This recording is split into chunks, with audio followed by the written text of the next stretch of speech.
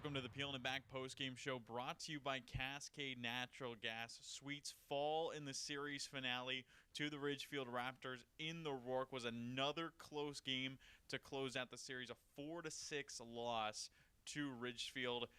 Really some close games all around, that being the big silver lining for this past weekend. 6-5, 3-2, and then 6-4, all narrow margins versus the top team in the WCL South Division right now. And, of course, still saw some great performances, especially this afternoon. Royce Hale went yard again, tallying 2 homers in his first week as a Sweet. Saw Landon Runyon, the Whitman College Blue, pick up his first homer of the summer. That was almost a 400-foot bomb over the right field fence. Saw some other good looks. Sam Kane had another knock. Saw another timely RBI later on in the top of the 9th from Runyon. Ethan Buckley had himself a well-placed single in the top of the 9th as well to keep the Sweets in it. And then pitching staff saw Blake Moore come in, toss 3 innings in relief. In those 3 innings, picked up 7 strikeouts, was the most dominant showing we've seen from Moore on the season so far. And then out of the University of St. Francis, Perry Stowe made his first relief appearance, striking out the side in the bottom of the 8th to keep momentum with Walla Walla. Unfortunately, again, just falling short now. Sweets prepare for a 6-game homestand back in Borleske, starting off with the Springfield Drifters, and then one of the top teams in the North Division, the Wenatchee Apple Sox, to close out the first half of the West Coast League season. Should be a fun one. We'll see you there. I love coming in here. Everybody is always super welcoming. They always greet me by name. You can tell that everyone here actually likes working here. My favorite thing about Walla Walla Orthodontics is how nice the staff are. They're funny, fun, and they're helpful. I had what was called 3D braces. They were the same color as my teeth. People would say, "Oh, you have braces?" They didn't even know that I had braces. I highly recommend this orthodontist office.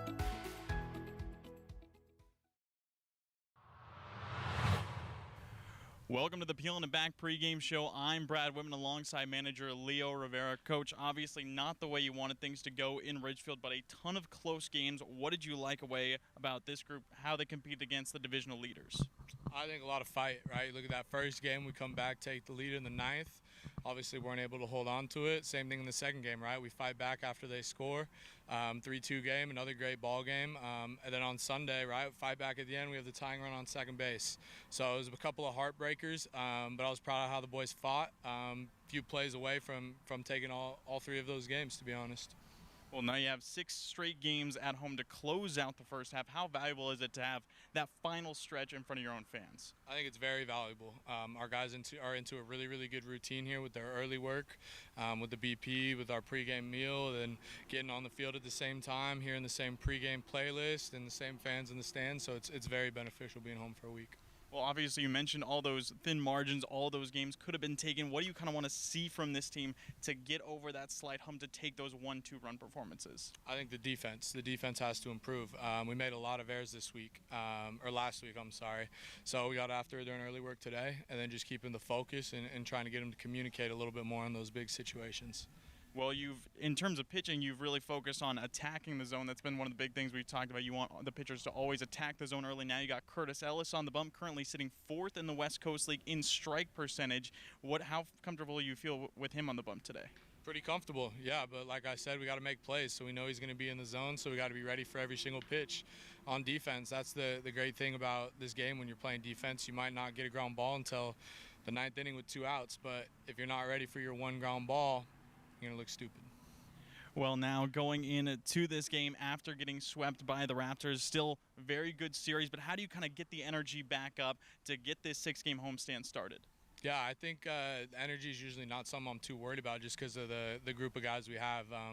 Some of the guys who were here last year, and then some of these guys that have been here since day one have really taken ownership in everything.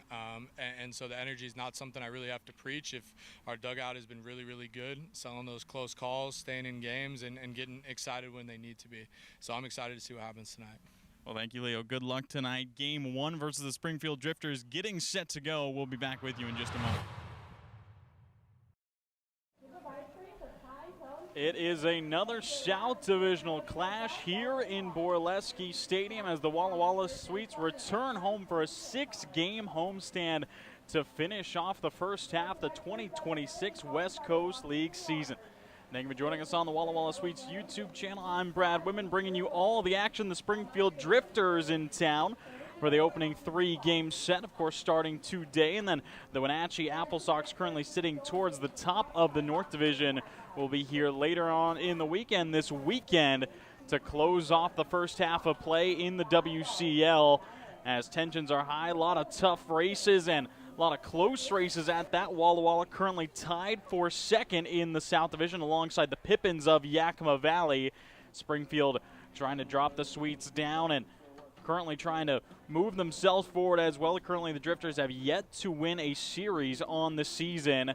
Did have themselves a pretty competitive one with the Portland Pickles, and now continuing on the road as we do have Springfield's starting lineup as announced by head coach Jeff Lyle. Evan Thomas leading things off. Cooper Mullins, the former All-Star, batting second. Johnny Elliott in the 3 spot. Nolan Miller, the designated hitter, batting cleanup. Hunter Meyer followed by Malosi Mataafa Alferos, and Zach Story batting 7th. Aiden Gebhard batting 8th, followed by Zach Daig.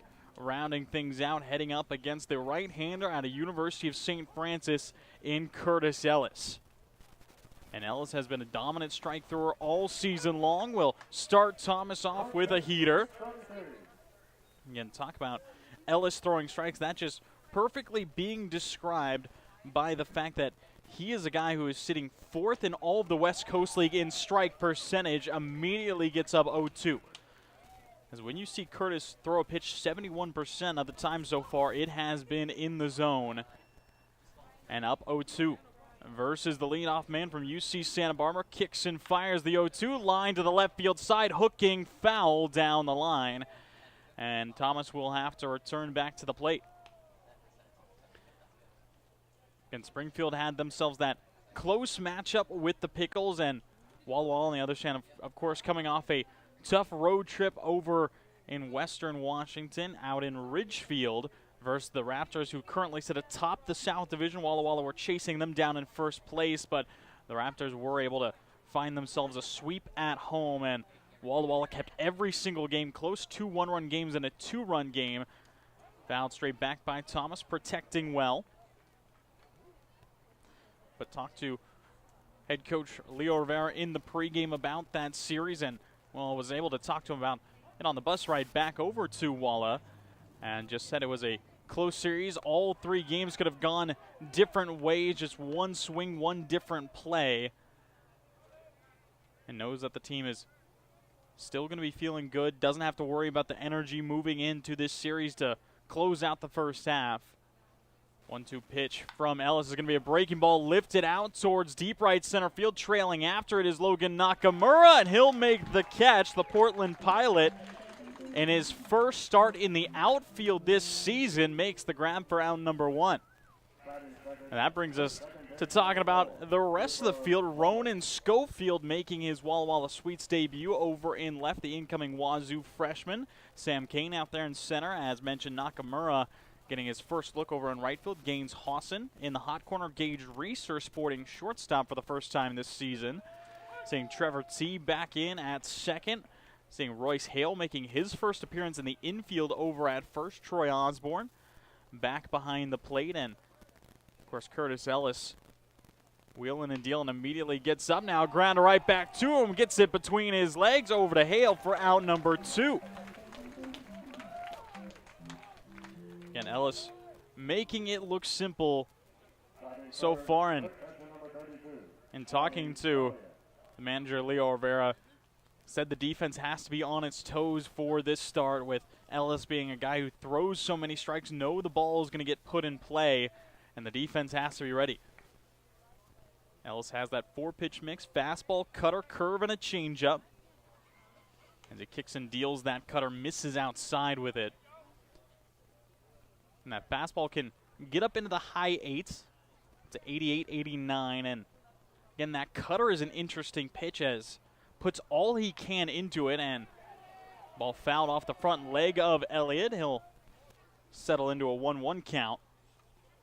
But that cutter talking to Curtis about it, says he puts all that he can behind it, and sometimes it can end up being more of a slider if he's able to get his wrist around it enough and hooks it enough and takes a couple miles an hour off it, but of course gets more horizontal movement, or sometimes it'll stay a little bit tighter, keeps the velo up, doesn't quite break as much, and can make it very tough to read as the batter goes to that pitch now, fouls it straight back towards Section D here on $2 Tuesday, and someone in the discounted seats will get themselves a souvenir.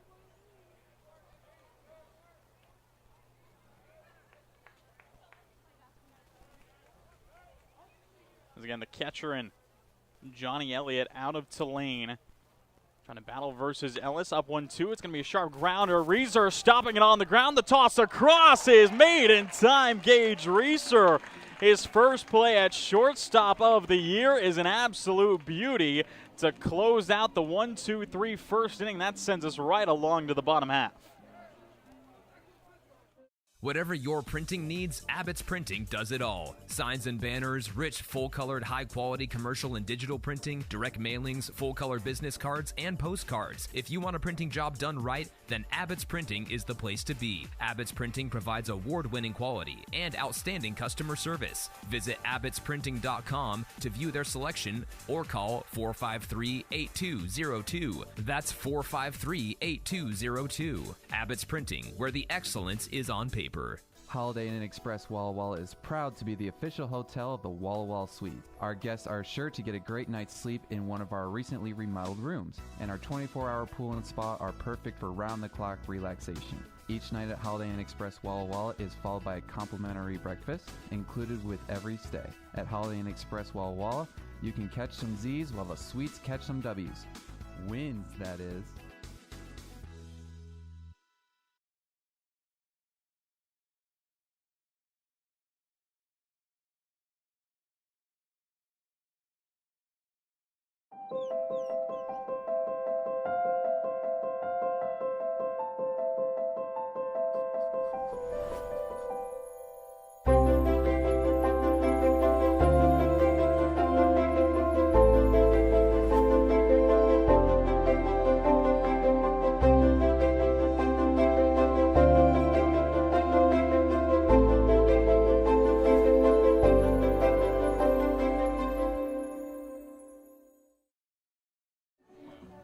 Sweet starting lineup as announced by skipper Leo Rivera. Gage Reeser leading things off again, making his first start at short. Also in the leadoff spot, Trevor T batting second. The big man Royce Hale batting third.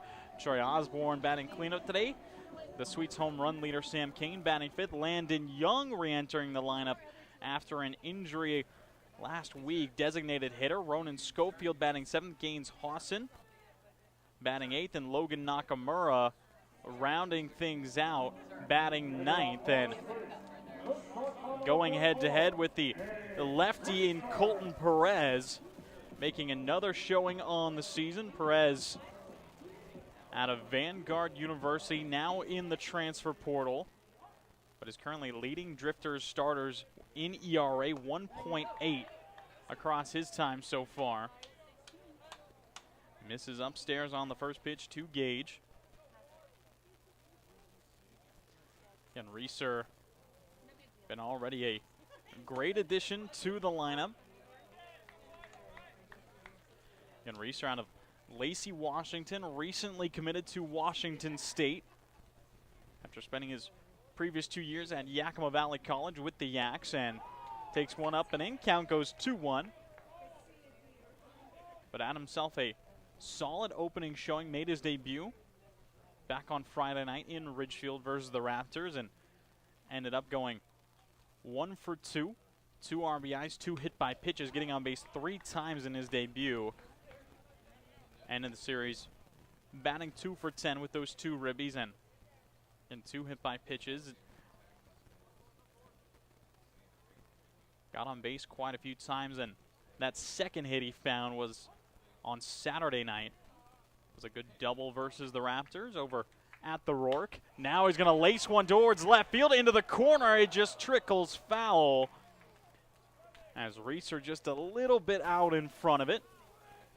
We'll have to settle back to a 2-2 count Again, the top of the lineup for the Sweets is ever so dangerous, having, again, Reeser, the recent Wazoo commit, Trevor T., who batted almost 400 this past spring, Royce Hale, who's been slugging in his time early this summer, Troy Osborne, who's being a great bit of consistency with his power, Sam Kane, who's the home run leader, of course, Landon Young out of UW.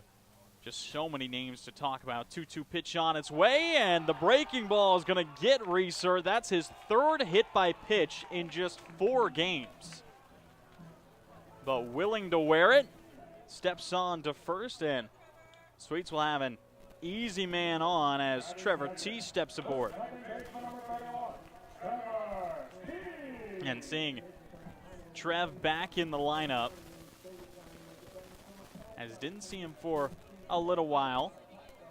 But of course, the returning Sweet out of Colorado Mesa, batting .304 on the summer, as Perez kicks and fires and just missing the zone. Again, our home plate umpires for this series, Thomas Glynn and Michael Gray. Glynn, our home plate umpire, Gray out in the field. This was the same duo of umpires had last week with the Marion Berries, as the pickoff over towards first, and not even a dive from Reeser, as Perez didn't have him too far off. Again, Colton Perez, two-way guy out of Laverne, California. Again, has been playing down at Vanguard with the Lions this past spring in NAIA. Pitch missing outside, goes 2-0. Again, just making another pitching appearance on the season, this being his third start. And mentioned that 1.8 ERA across 10 innings. That's been a great arm batting, 207 with a homer, 10 ribbies on the other side of the ball. Pumps in strike number 1 to T, and Trevor just taking his time settling in. And last showing out of Perez was back on June 14th, just a week and a half ago, versus the Victoria Harbor Cats. Tossed 4 innings, allowed 3 hits, just 1 run, struck out 4. Another good strikeout guy to have.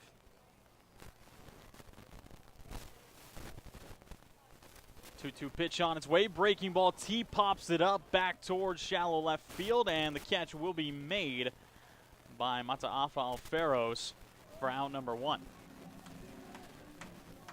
And that will allow us to take a look out into the field for Springfield. Zach Dagg over in left field, Aiden Gebhardt out in center. Hunter Meyer, the Cal State Fullerton Titan, out in right field. Zach Story over at third. As mentioned, Malusi Mataafa Alferos at shortstop. Cooper Mullins, the former All-Star, is at second base as Royce Hale smokes the ball out towards deep right field. That is going to smack the wall in the right field corner. Reeser will get the stop sign at third as Hale settles up into second. First pitch swinging is the dirtbag out of Long Beach State, and there's 2 in scoring position for the cleanup man. And Royce Hale just quick on the trigger, got an off speed. The first pitch he saw and was all over it, was just able to keep the hands back enough from pulling it foul, and it was just a grain on top of it from it being a bomb. But another extra base hit, that being extra base hit number 6 in 7 games for Hale. It has now three doubles, a triple, and 2 homers as Osborne fouls away the first pitch he sees. And it has just been the definition of a slugger for the Sweets, and Osborne has a chance to give Walla Walla the early lead. Again, the catcher out of the University of Portland, batting .350, slugging .550. Now he's going to send one towards deep center field. Tracking back is Gebhardt. He'll get behind it, making the catch. Both runners will tag and advance. It's a nice sac fly out of Troy Osborne, and the Sweets claim a 1-0 lead here in Walla Walla. So Osborne doing a job well, and Gage Reeser giving some tips to the center fielder and Sam Kane before he steps in. 1-0. Sweets claim the lead as and Sam Kane steps in, the Walla Walla home run leader.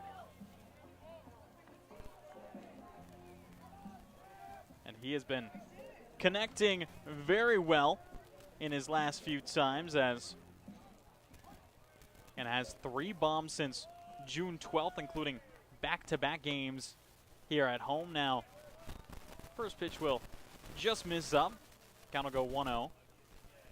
Again, Sam out of the University of Nevada, Reno. Previously a Seattle Red Hawk and has looked comfortable off the cap of the bat out towards the first base coach in Brandon Cabrera. Again, Walla Walla keeping the offense going early as, again, the Sweets have been one of the most proactive offensive teams in the league so far. Of course, was a little bit quieter this past weekend versus the Raptors as a high pop-up into shallow center field is going to be called off by Gebhard. He will make the grab for out number 3, but it's Walla Walla who push one across Royce Hale with the loudest swing in the first, a double off the wall, and Troy Osborne brings in Reeser. It's 1-0 Sweets heading into the second. Walla Walla Valley Honda is now Underwriter Honda of Walla Walla. The same great automotive family is here for all your needs. Service, parts, new Hondas, and top quality used vehicles, all backed by expert staff with the highest standards in the industry. After all, you're family at Underwriter Honda of Walla Walla and deserve the best. Visit us at UnderwriterHondaofWallaWalla.com to schedule service or a test drive today. Underwriter Honda of Walla Walla. Walk in as a guest, drive off as family.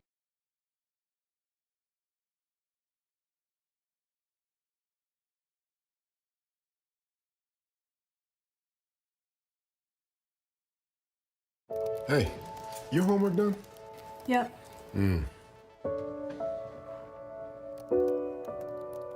Hey, is your homework done? This kinda is homework.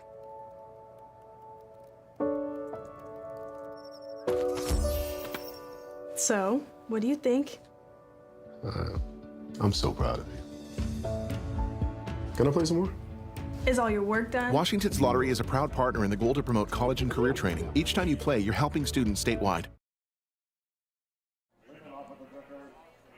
Ellis continuing to work in the top of the second after an early going for the Swedes, getting up 1-0 in the first.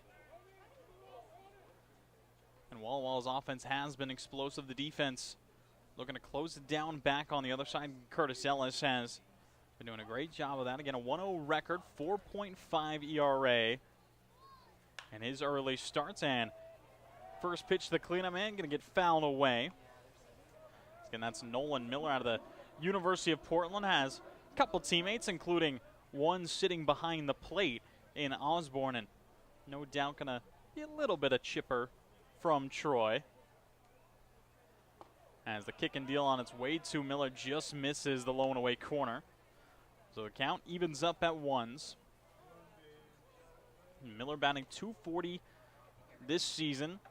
4 extra base hits, all of which being doubles. Gets on base nearly 38% of the time, and the breaking ball is going to be deemed a strike as Miller was just able to hold the hands back. Didn't matter. So 1-2 count. And a Portland pilot behind the plate, one out in right field, and one about to take a swing. Ellis kicks and fires, and the swing is going to be put over towards T. Fields it clean over to Hale for out number 1. As the Swedes going to generate a lot of ground balls on account of Curtis Ellis. Going to be very, very expected out of Curtis. You're going to allow a lot of players to put the ball in play, not going to allow a ton of heavy contact. Going to let the infield really work, and there's going to be pressure on him as now a single up the middle will find its way through on account of Hunter Meyer, and that'll be the first hit of the evening for the Drifters. Cal State Fullerton Titan with just a smooth knock up the middle, and his 4th game as a Drifter. As 4th league game as a Drifter, should say. Did play a couple games in the CCL Showcase and versus the Portland Gherkins, this being 6th game of the summer. Ellis kicks and fires, missing below the knees, and Osborne liked where it was placed to Manaafa Alferos. Just finished up his freshman year with the Ducks at U of O. Fastball popped up left side of the infield. It's going to be settled by Reeser for the catch. And that's 2 down with a pop-up. Saying Curtis still just generating that easy contact to bring up Zach Story.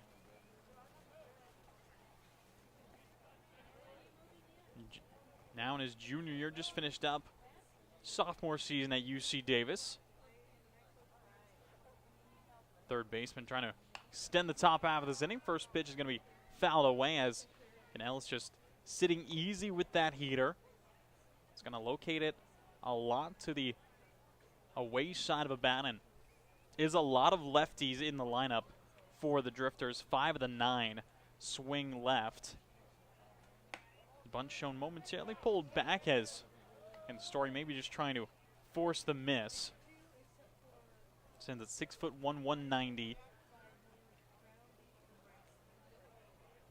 It's just one of the 4 right-handed swings that you're going to see in this lineup today for the Drifters. As another fastball just missing the outside corner, and count goes 2-1. You can see Ellis trying to pound that outside part of the zone to the right-hander.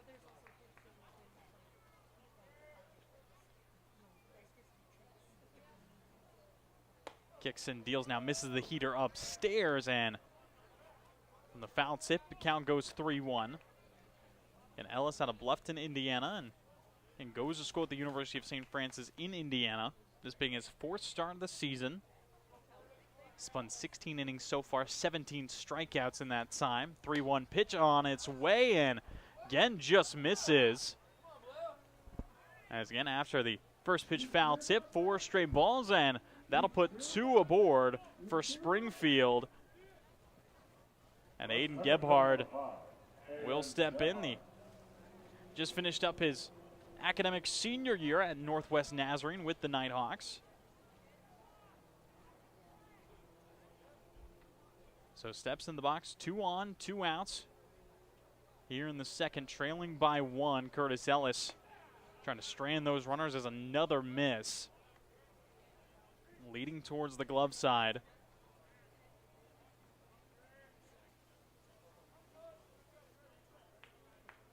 And saw Curtis last throw just a bullpen inning versus the Marion Berries. That was back on June 18th. Now floater out into shallow left field. It's going to be a tough run, but the catch will be made by Ronan Schofield, and the incoming Wazoo freshman makes his first put out as the crowd erupts beyond the first base side and gets some extra high fives on his way to the dugout. As 2 stranded on the base pass for the Drifters. That sends us to the bottom of the second, 1-0 lead for the Sweets. Play, stay, get away at Clearwater River Casino in Lewiston, Idaho. Owned and operated by the Nez Perce Tribe. Experience Namipu hospitality with 600 gaming machines, comfortable lodging, dining, and sports bar. Excitement is everywhere. The region's premier destination for events and entertainment. Win big with unforgettable concerts, comedy shows, and live sports action. Discover your next play, stay, get away. Visit crcasino.com and start your adventure today.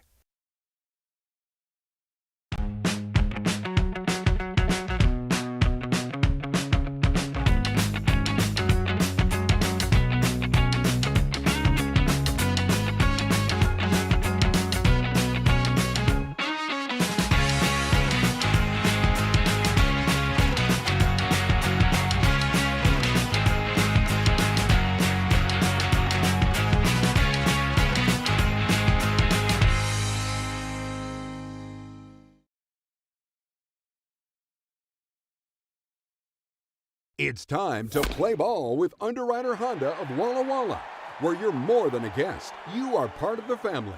And here's an exclusive offer for all you Sweets fans. Show us your Walla Walla Sweets ticket at your next service visit and receive 10% off any regular price service performed. Formerly Walla Walla Valley Honda, same great automotive family and proud sponsor of the Walla Walla Sweets. Underwriter Honda of Walla Walla, where you walk in as a guest and drive off as family.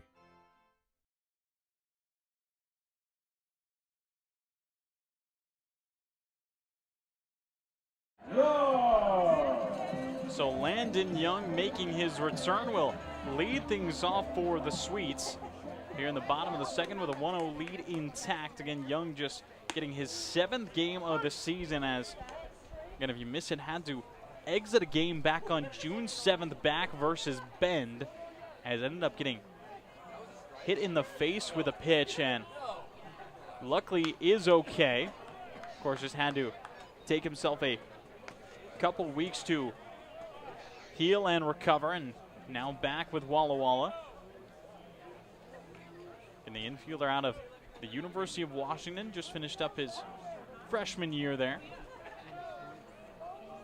And batting .136 on the season in his first 6 games now. Swings and misses at a ball inside, will go down swinging. It'll be the first K for Perez. And that'll bring up Ronan Schofield.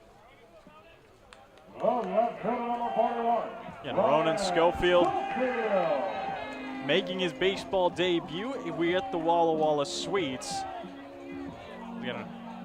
From Kirkland, Washington, graduated out of Juanita High School this past spring.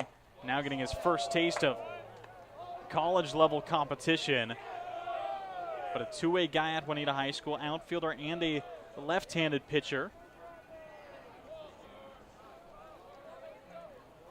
But another good guy to have in the lineup with a ton of potential. Goes down 0-2 in the count.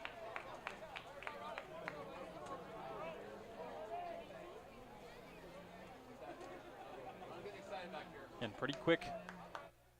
Got a good bit of speed and has a good bit of exit velo.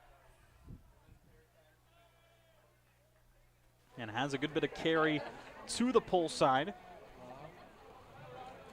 Now in a 1-2 count versus Perez in the lefty-lefty matchup. The Vanguard lefty misses down and away. Again, Schofield trying to work his way aboard in his first ever at-bat as a Sweet, his first ever collegiate at-bat.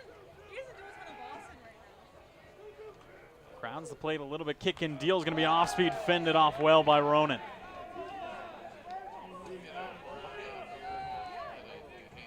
And a good guy out of the Perfect Game organization. Part of a lot of showcases, all state games, and I believe he had a stand-up inside the park home run as check swing, the appeal down to the first base side, and Michael Gray, the field umpire, will say that he held back. The count goes full, and the energy in the Sweets dugout is electric.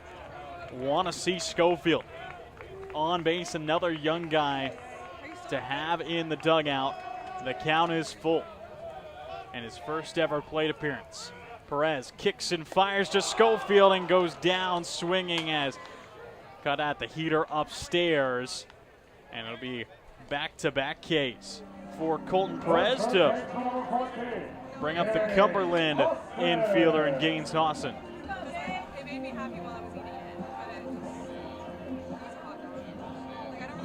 And Perez very much settling in after the first inning. Reminder, put the first run on board through hit by pitch, then saw a double from Royce Hale and the sac fly from Troy Osborne to get that first run across. But Perez now pumping strikes across consistently, up 0-2 in the count versus Hawson.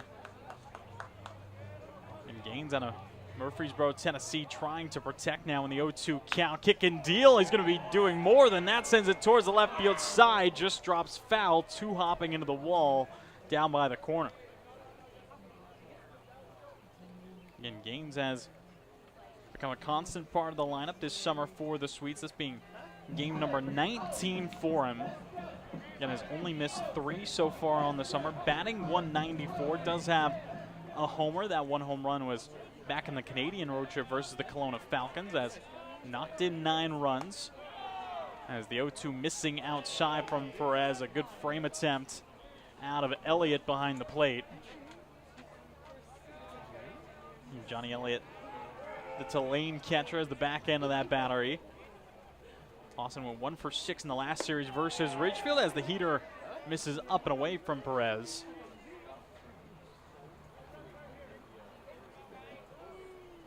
And showed a good glove in the field over in the hot corner, and just looking to keep the bat moving with it. 2 balls, 2 strikes, 2 outs here in the second. Pitch on its way from Perez, put over to the left side of the infield. Story scoops it up and goes across for out number 3. And a clean inning of work from Colton Perez, 2 strikeouts and the ground out to send us quickly on to the third here in Borleske.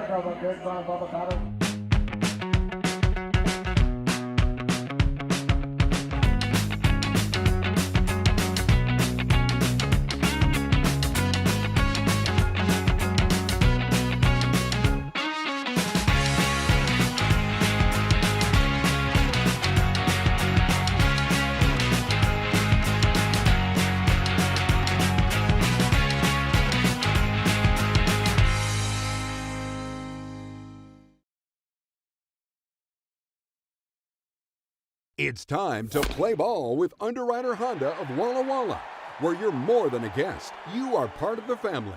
And here's an exclusive offer for all you Sweets fans. Show us your Walla Walla Sweets ticket at your next service visit and receive 10% off any regular price service performed.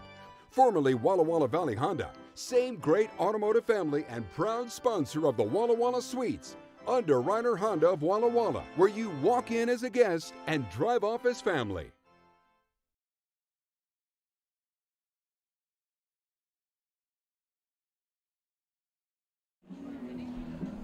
Top of the third here in Walla Walla. Sweets leading 1-0 over the Drifters. And again, in the first half of the 2026 West Coast League summer season coming to a close this week as Ridgefield looking to secure their spot and their automatic berth to the playoffs, only needing 2 wins to secure their spot. The Raptors sitting atop the South at 16-5. And Walla Walla and Yakima Valley tied for second in the South Division, both 11-10, followed by the Portland Pickles and the Corvallis Knights at 4th and 5th, followed by then the Marion Berries and the Bend Elks, and of course the Drifters rounding things out at 5-13. Ball put in play over towards the shortstop, and Reeser as bobbles it, can't make the play across, especially not with the clean speed of Zach Degg. And the Galveston senior will put himself on first with an infield single.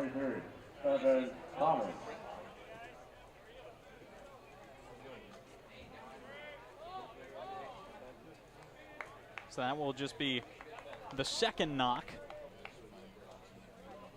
for the Drifters. Single up the middle, and now an infield single as Ellis a good pickoff towards first, just checking on Degg.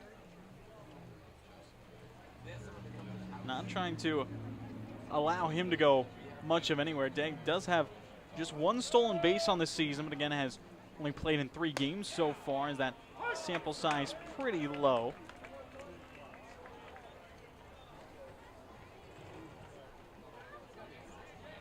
And Degg out of Galveston previously and Rice.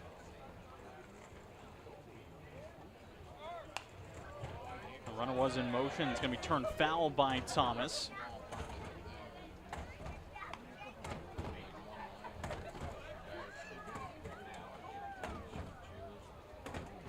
UC Santa Barbara infielder steps back in. Redshirted this past season with the Gauchos. Sends it 6'4", 195. Breaking ball, he's able to lift into center. Sam Kane has an easy beat on it for out number 1.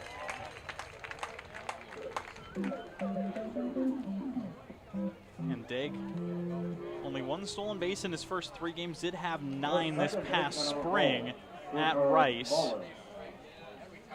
As Cooper Mullins will step into the box. Again, the returning Drifter was a West Coast League South All-Star last season for the Drifters and has already been off to another strong start this year, and this being his 4th season with Springfield, has just been a staple of this team in recent years and led the club in hits so far this summer, and currently 2nd in batting average, batting nearly .350. Also 2nd in runs knocked in, 12 RBIs in 12 games. Been a consistent bat as Degg will take off. The throw is just going to be to the opposite side of the bag as it's tossed down quick by Osborne, but that Slight mislocation allowed for a slower tag from Reeser, and Dag picks up his second stolen base. Wills himself in a scoring position with one down. And the two-hitter up now, and waiting in the wings is Johnny Elliott. Ellis kicks and fires, ground ball over to the right side, and it's going to take an awkward hop off of T, and we're going to see Dag waved around. Third play at the plate is not going to be in time. Dag is in there on a head-first slide, and on the error, Drifters will tie this ball game up. As again, Trevor T over at second base, just waiting a little bit too long for that ball, and while waiting for it, took an awkward hop, knocked off of his left shoulder, and allowed Mullins to settle into first, and using the speed of Dag, Coach Lyle just waved him right around third, and he hauled himself into home. 1-1 here in the top of the third, as Ellis, again, creating ground balls, talked about early on in just the first inning that knew a lot of pressure was going to be put on the Sweets defense to have to perform with Ellis on the mound. Going to draw a lot of balls in play, a lot of balls on the ground. And that he has another one here. Hawson's going to scoop it up clean over towards T. Spins it to first, and a good stretch out of Royce Hale to complete the 5-4-3 double play. As a nice showing from the defense to close out the inning, but the error will bring across the Drifters first. We're knotted up at 1 heading into the bottom of the third. Washington homeowners are saving thousands of dollars on their energy bill by upgrading their home. And the best part is, CNGC is giving back even more money when you switch to a more efficient alternative. So you can enjoy increased property value, a higher quality of life with better appliances, and greater comfort for your family. Scan this QR code or go to cngc.com and save money on your energy bill. Washington's lottery gives out a lot of green to winners in schools and retailers awesomely. Nearly 600 mil to people that play. Another 180 mil to vocational training and education from preschool to college. Now you got the knowledge, a win-win for all of us. Play Washington lottery, lottery, lottery. Play Washington lottery, lottery, lottery. Yeah. Visit walllottery.com. Who benefits to learn more.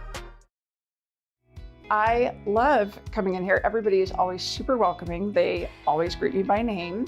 You can tell that everyone here actually likes working here. My favorite thing about Walla Walla Orthodontics is how nice the staff are. They're funny, fun, and they're helpful. I had what was called 3D braces. They were the same color as my teeth. People would say, "Oh, you have braces?" They didn't even know that I had braces. I highly recommend this orthodontist office.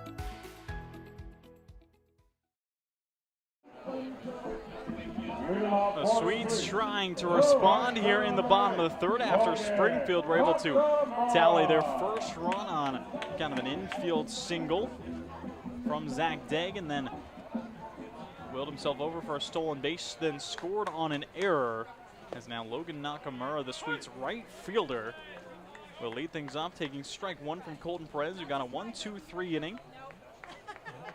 Back in the second. Was able to stabilize well after giving up the first run in the first inning, as again, Knock batting in the 9th spot, still a sneaky 9-hitter. Again, the bat has been working really well for Logan this season, being tested now in the outfield just to keep him a part of the lineup, as a swing and a miss will make the count 1-2.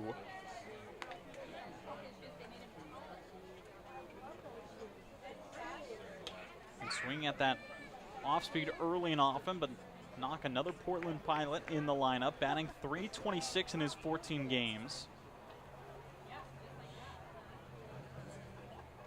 Kick and deal on its way from Perez. Again, misses down to that same spot, 2-2. And Knock didn't get much time versus the Raptors, only end up getting 2 at-bats. Went 0 for 2, did have an RBI and 3 walks, and now on a high breaking ball, lifts it out towards shallow center field. Gebhard trailing into right center, makes the catch. That's one down. Lineup card turns back over to Reeser. Again, was hit by a pitch his first time up. Steps back in as, again, Reeser, this just being his second series as a Swede, and so far hit by pitches have been quite frequent for him. As Perez fires now, missing outside of the shortstop.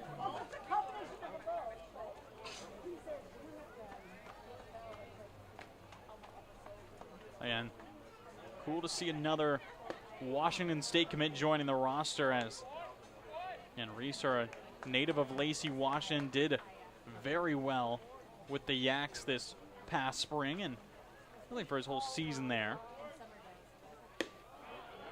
Now we'll take a strike at the knees, and Reeser getting some clarification exactly where that pitch was. Again, Gage batted .367 this past spring. 5 doubles, a triple, 3 homers with the Yaks. Looking to convert that well to Division I ball as the line drive is going to be snagged by Mataafa Alferos for out number 2.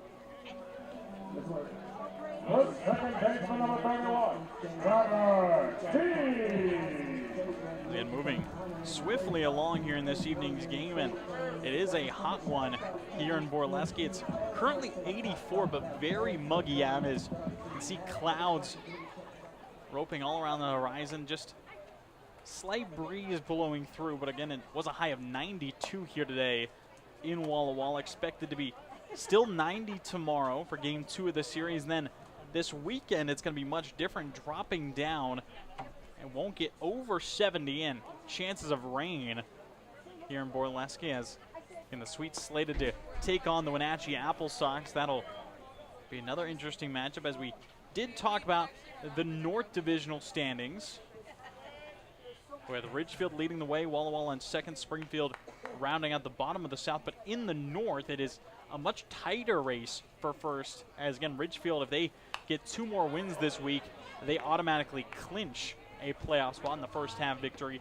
Up in the North, however, Wenatchee and Bellingham are both tied 15-6 here in the final week of the first half, and they are dead even, winning 71% of their games. Nanaimo sitting in third, Kelowna sitting in fourth, followed by Victoria and Edmonton, and then Kamloops and Port Angeles lefties rounding out the bottom of the North. But again, it will be a huge series here in Walla Walla for the Apple Sox, as again chasing, trying to stay out in front of Bellingham, as Wenatchee have actually been in front for the majority of the first half, and Bellingham now on an 8-game winning streak, hot on the tail of the Apple Sox. 2 balls, 2 strikes, 2 outs. Pitch on its way to T, fouls it off towards Slugger's concessions, and will get another pitch.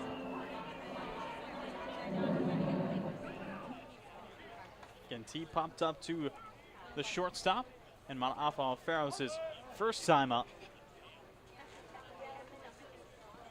As Perez kicks and fires, looping breaking ball stays up high. Again, the wind gusting about 5 to 10 miles an hour, and kind of just blowing softly out towards center. Lights already shining down as the sun is hidden, and on the payoff pitch, T will be walked, and that is just the first walk of the start for Colton Perez to put T on board, and again, a dangerous time to issue a walk with the guy behind him in Royce Hale. Again, Royce Hale, former Seattle Red Hawk, played under Coach Leo Rivera, of course, an assistant coach with Seattle U. Recently entered the transfer portal, committed to Long Beach State University to play with the Dirtbags, as another pickoff from Perez. T didn't look like he had much intent of going anywhere. And not to say that Trevor wouldn't try and swipe second, does have 2 stolen bases on the season, being caught once. But Perez in another lefty arm, always going to be facing the runners at first, and can keep a close eye on them, and not going to see too big of a lead, as have seen the Sweets stay aggressive in their base running. Has kind of cooled down in the recent couple weeks as another pickoff over to first. Trev is back. And the Sweets at some point were top 2 in stolen bases, are still currently sitting 5th in the West Coast League in stolen bags, but few teams are higher. Marion leading the WCL in stolen bases, then Victoria, and then another familiar face, the Drifters, sitting 3rd in the West Coast League in stolen bases, having 45, and then Kamloops and Walla Walla at 41. As Perez down in the count to Hale. Pitch misses upstairs, and a hitter's count for Hale. And we'll see if Perez attacks him or if he stays a little bit more cautious. As the southpaw from California already in the low 50s in his pitch count, fires the 3-0, will miss outside, back-to-back walks on 2 outs. We'll put 2 on for Walla Walla and bringing up the cleanup man. And Perez went from cruising through this inning to being now in a much more dangerous spot, and that will bring out a meeting on the bump for Colton Perez, as we'll try and, again, settle things back down.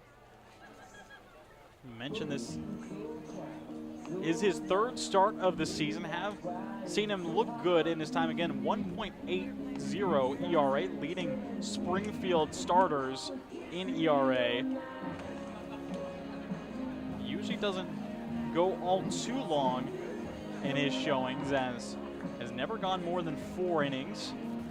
Tossed 4 innings versus Wenatchee in a win, then tossed 4 innings versus Victoria in his last start out. And usually just don't see the pitch count go that high.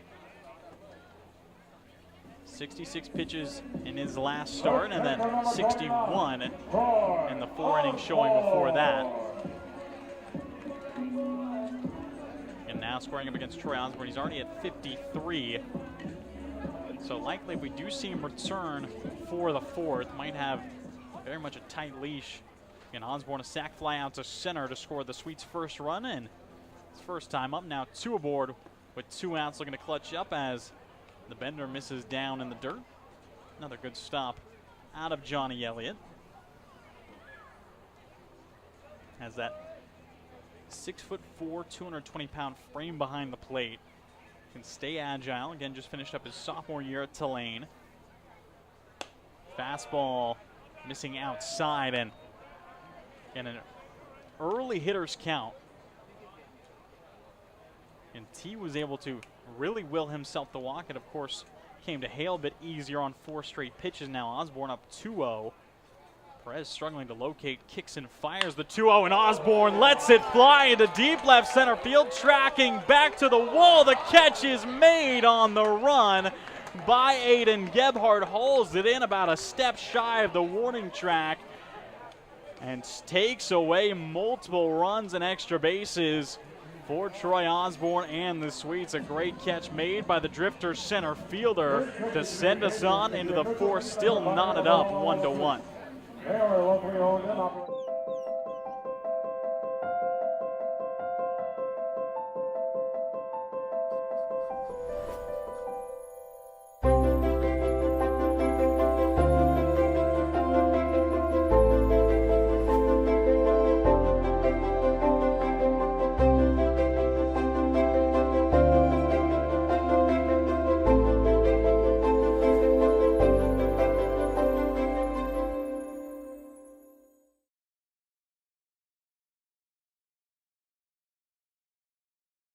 Walla Walla Valley Honda is now Underwriter Honda of Walla Walla. The same great automotive family is here for all your needs. Service, parts, new Hondas, and top quality used vehicles, all backed by expert staff with the highest standards in the industry. After all, you're family at Underwriter Honda of Walla Walla and deserve the best. Visit us at underwriterhondaofwallawalla.com to schedule service or a test drive today. Underwriter Honda of Walla Walla. Walk in as a guest, drive off as family.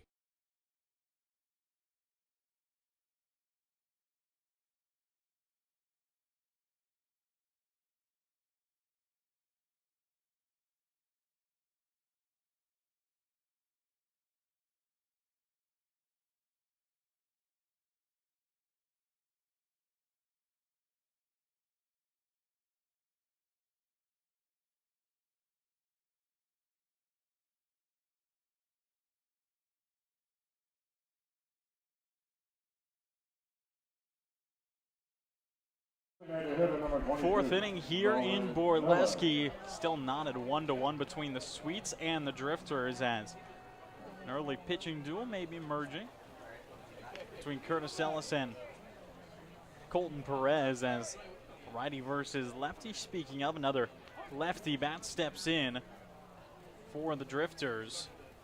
That's the designated hitter in Nolan Miller. Swings and fouls off the first pitch. He sees grounded over to the second baseman and T his first time up. Just kind of a rollover versus Ellis.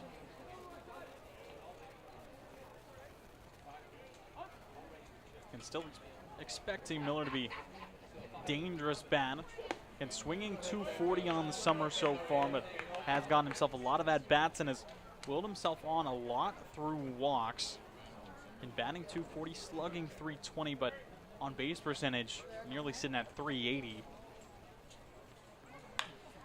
Lines one out towards left field. Tough run for Schofield, trailing back, and it's over his head. One hopping into the wall. The toss in will be quick, but it's going to be a lead-off double for Nolan Miller, his 5th double of the season. An opposite field, and it looked like it just carried a little bit. As again, we're seeing the wind gust just a little bit out towards center, but it looked like Schofield took a little bit of a sharp read to it, got out over his head. So a leadoff double puts the go-ahead run in scoring position for Springfield. And that will bring up Hunter Meyer, and has one of the 3 hits so far, had one of the previous 2 with a single up the middle. Ellis kicks and fires, will pump in strike number 1. And a lot of good games this past Sunday. And Walla Walla fell 4-6 in the series finale versus Ridgefield. Bellingham completed their sweep over Kamloops. Edmonton with an impressive 8-0 shutout over top Corvallis. Kelowna with a 10-2 victory over Bend. This pop-up tracks into foul territory, out of play towards the bleachers. Nanaimo with a 2-0 shutout over Wenatchee, ending their short win streak, that being a huge win for the Night Owls. Portland with a big 12-2 victory over Springfield. That's how the series ended over in Portland. Victoria with a 15-5 win over Port Angeles, and then Yakima Valley again with a victory over Marion, 11-7, to move up tied for second in the South Division. Has a swing and a miss on the breaking ball, and a big miss on that pitch for Meyer.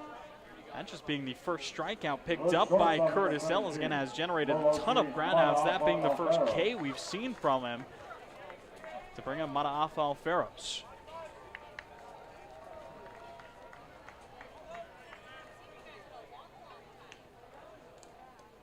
Shortstop out of Eva Beach, Hawaii. Now showing bunt, plays it well down the third base side, stops in the grass. Hawson gets a quick glove over there, and a nice play made by the Tennessee native. And that ball stopped dead in the infield grass, and Hawson able to glove it, transferred very quick over to the throwing hand. Send an accurate throw over to Royce Hale for out number 2, but the job is done by Mataafa Alferos. Moves the runner into third with 2 down, and pressure's now on Zach Story to bring him in.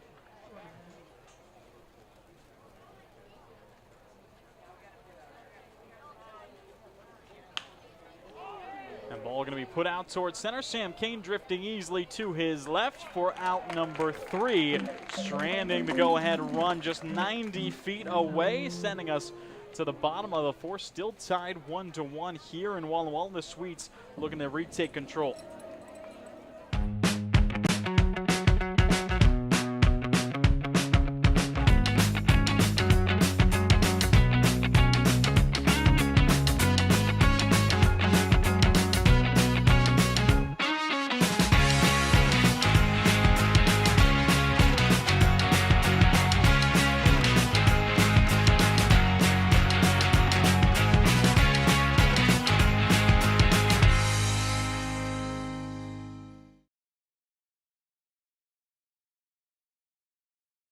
It's time to play ball with Underwriter Honda of Walla Walla, where you're more than a guest, you are part of the family. And here's an exclusive offer for all you Sweets fans. Show us your Walla Walla Suites ticket at your next service visit and receive 10% off any regular price service performed. Formerly Walla Walla Valley Honda, same great automotive family and proud sponsor of the Walla Walla Suites. Underwriter Honda of Walla Walla, where you walk in as a guest and drive off as family.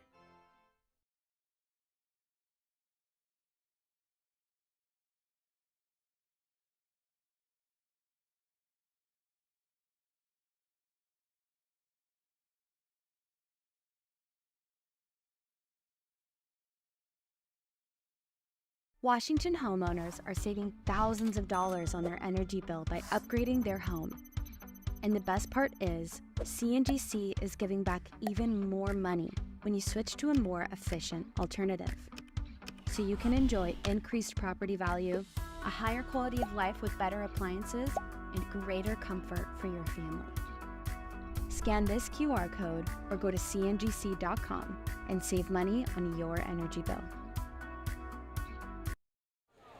So Colton Perez hops out after a short 3-inning start, allowing 1 run, allowing 2 walks, and striking out 2 on 56 pitches. And stepping into his place will be the right-hander out of Chemeketa College in Jack Klee, who will take over. Again, Klee making his 7th appearance of the season, does have 2 starts, a 2-0 record, sub-4 ERA across 16 innings, and the first pitch tossed to Sam Kane will be fouled away for strike 1. And striking out 12 men in 16 innings, 1.13 whip, limits walks very well. And saw him toss 2 innings back on Saturday night versus the Pickles, allowed just 1 hit, no runs, was lights out. In his last nearly 4 innings pitched, has only allowed 1 hit and no runs. If we go back even further, I believe in his last, doing some math in my head, the last 9 1/3 innings has only allowed 3 hits. As Sam Kane puts one in play to the left side, Mataafa Alferos goes across, and some good range from the Drifters shortstop to collect down number 1.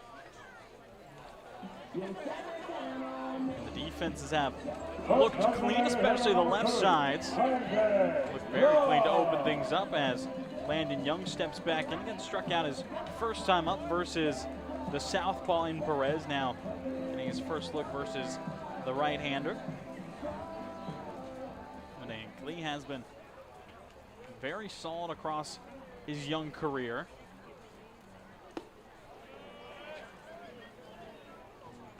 And had himself a 3.76 career ERA with the Storm at Chemeketa.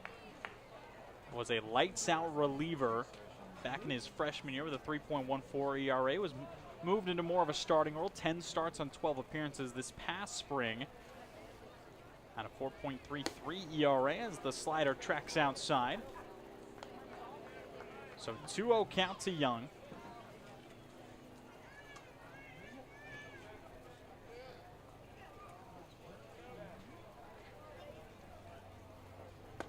Kicks and deals, and in towards the back heel, gets the swing and a miss from Young. And Klee stands at 6'1", 190 pounds. And currently unsure if Jack has committed to a 4-year institution. As from my knowledge, nothing yet. Again, originally out of Beaverton, Oregon, graduated out of Southridge High School before moving on to Chemeketa. Now on a 3-1 count versus Young, tracks inside, might have gotten the elbow pad. No matter, it will be ball 4 as Young works himself aboard again for the first time since the first week of June after his injury. So steps on to first with 1 down to bring up Ronan Schofield. And the energy immediately heats back up in the home section of the bleachers as well as in the dugout, as again the Swedes still hoping to see Schofield pick up his first hit at any college level. Young immediately takes off. The breaking ball is going to be in there for a strike as Young will cleanly swipe second base. Wills himself into scoring position and puts the RBI chance up in the air for Schofield. Just a aggressive take out of Landon Young. That being his 5th stolen base on the season. Again, in his limited looks, had a ton. Now he's going to send one out towards center field. Tracking in is Gebhard. Long run will make the catch, and Young fakes taking off to third. Got the quick throw that was offline, and Landon just testing the field of the Drifters, trying to force out a mistake. But that'll be 2 outs with go-ahead run still in scoring position now for Hawson.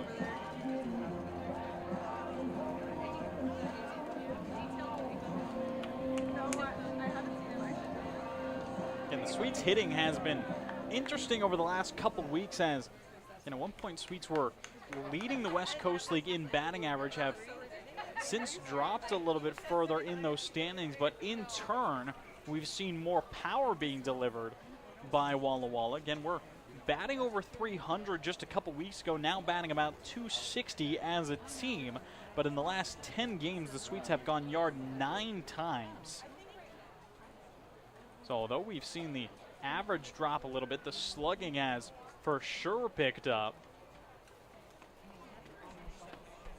And the Sweets had 2 homers in the season finale versus the Raptors just back on Sunday afternoon, as saw Royce Hale go yard for the 2nd time last weekend.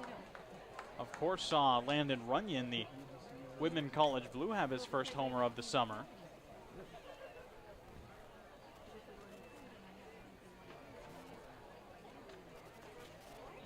And time being taken, and home plate umpire just signaling the meeting as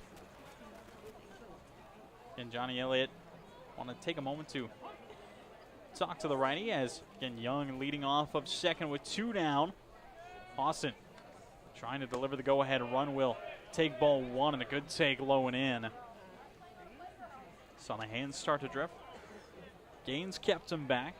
And stands at 6'2", 270 pounds, was a great hitter for the Phoenix of Cumberland this past spring. And seen him work the power here and there. Still looking to see that consistency ramp up. Has knocked in 9 runs on the summer thus far. And getting on base, 301 a clip, slugging 339. Now just takes a pitch slightly missing outside from Klee. So 2-1 count. And a lot of local guys around the West Coast League staying in the Pacific Northwest during the summer. Then you occasionally see guys from further out, and Hawson being one of them, and you can see a little bit of frustration on Gaines here, as could have just taken that pitch for a hit by pitch, turned the shoulders, and would have gotten him around the mid to lower back for a free ticket to the base paths. Instead, it'll be a 3-1 count. And Logan Nakamura, the right fielder, waiting on deck. Klee fires. It's going to be a ground ball to the right side, picked up by Mullins, and he sends it across for out number 3. Another runner stranded in scoring position for Walla Walla, as this game moseys right on to the 5th, still tied 1-1 between the Sweets and the Drifters. Whatever your printing needs, Abbott's Printing does it all. Signs and banners, rich, full-colored, high-quality commercial and digital printing, direct mailings, full-color business cards, and postcards. If you want a printing job done right, then Abbott's Printing is the place to be. Abbott's Printing provides award-winning quality and outstanding customer service. Visit abbotsprinting.com to view their selection or call 453-8202. That's 453-8202. Abbott's Printing, where the excellence is on paper. Holiday Inn Express Walla Walla is proud to be the official hotel of the Walla Walla Suite. Our guests are sure to get a great night's sleep in one of our recently remodeled rooms, and our 24-hour pool and spa are perfect for round-the-clock relaxation. Each night at Holiday Inn Express Walla Walla is followed by a complimentary breakfast included with every stay. At Holiday Inn Express Walla Walla, You can catch some Z's while the Sweets catch some W's. Wins, that is.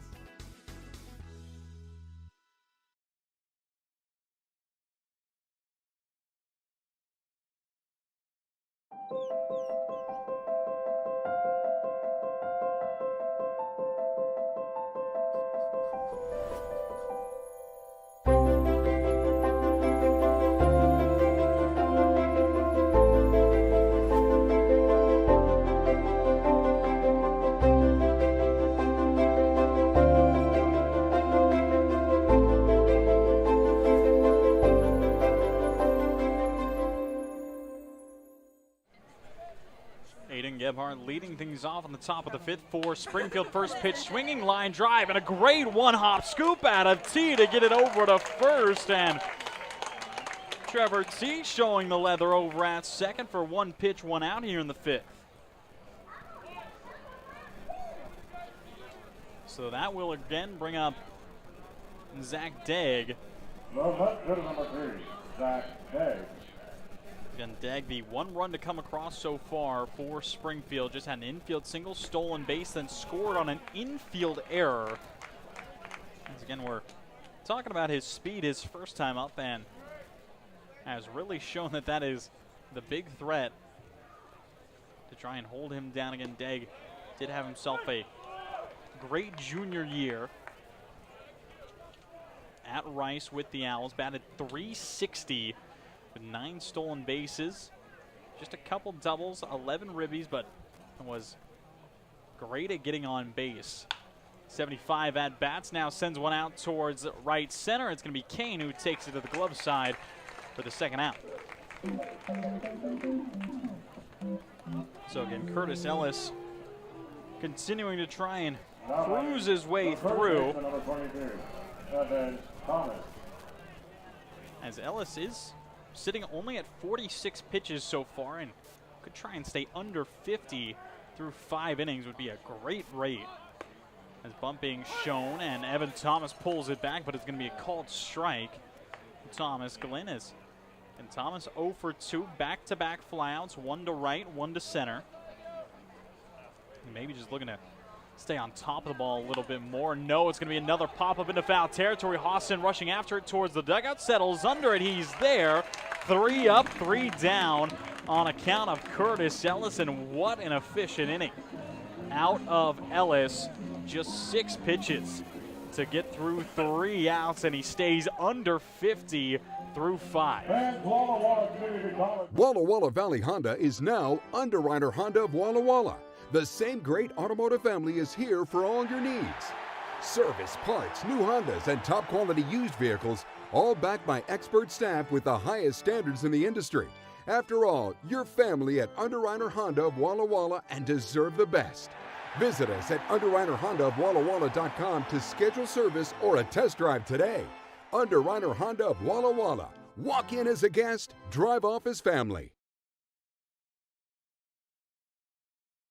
It's time to play ball with Underwriter Honda of Walla Walla, where you're more than a guest, you are part of the family. And here's an exclusive offer for all you Sweets fans. Show us your Walla Walla Sweets ticket at your next service visit and receive 10% off any regular price service performed. Formerly Walla Walla Valley Honda, same great automotive family and proud sponsor of the Walla Walla Sweets. Underwriter Honda of Walla Walla, where you walk in as a guest and drive off as family. Hey, your homework done? Yep.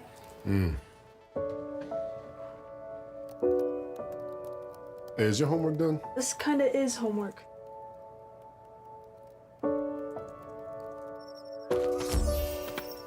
So, what do you think?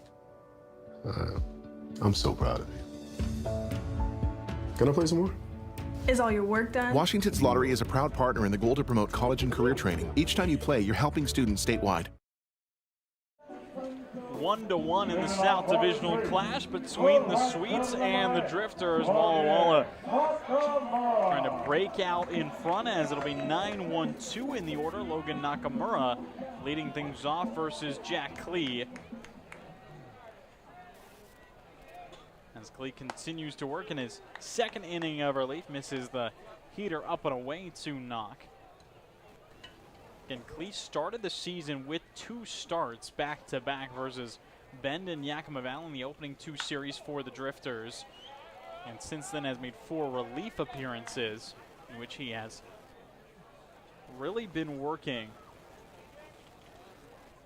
5 relief appearances, including the matchup versus the CCL Showcase, which is, of course, a non-league matchup. Stats don't officially count towards the rest of the West Coast League stats for Klee. He has made several relief appearances where he has looked dominant, but has gone 72 pitches in a start. And that was his very first to open up the season. Back on May 29th was the opening day starter for the Drifters, and now he's looked good in a relieving role, but in a 3-1 count to Nakamura. Righty kicks and deals, is going to be fouled straight back by Logan. The count goes full. And the Swedes got the pitch count of the starter and Colton Perez high. Was nearly at 60 pitches through the first 3 innings of work now. And trying to fatigue Klee. Work through the bullpen early. As it's going to be a line drive at the second baseman. Hopped up and Mullins makes the catch for out number 1, as the defenses from both sides of it really just making some highlight reel plays all evening long. As the 4-year Drifter collects out number 1, the lineup card turns over back to Gage Reeser. And Reeser being the only run for the Sweets to come across and score, and had himself a line out his last time up to Mana'af Alferos, the shortstop. Klee kicks and fires. The breaking ball will catch the outside part of the zone. The Wazoo commit falls 0-1 in the count.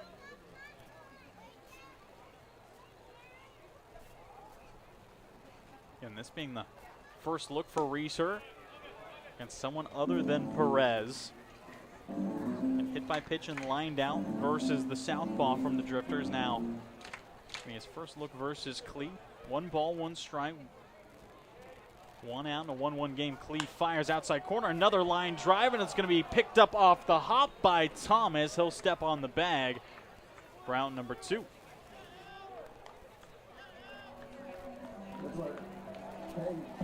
Again, the pace just cruising in this game between Walla Walla and the Drifters, and with a bit of a different feeling here at Borleske. Again, the last home series we had was the definition of a few long games. Again, last week it was 15-9, 23-18, the historic scoreline, and then 9-6, a minimum of 15 runs scored in one game in last week's home series versus the Berries. And then, of course, had the huge 23-18 game. Just a clean total. As the offenses clashing was a bit of an understatement. So 2-0 count for T. He walked his last time up versus Perez, and missing outside is Klee. So T gets himself up. 3-0 in the count, looking to walk again. Last time he did was also on 2 outs. Eventually made it over to second before the deep flyout was caught in center by Gebhard. And that was to close up the 3rd inning. It was back-to-back quick outs, then 2 walks to put 2 runners on with 2 outs. Then Troy Osborne hit one all the way out to the left center field warning track, as pitch missing outside, and T will toss the bat and be able to trot down to first for the 2nd time with another walk.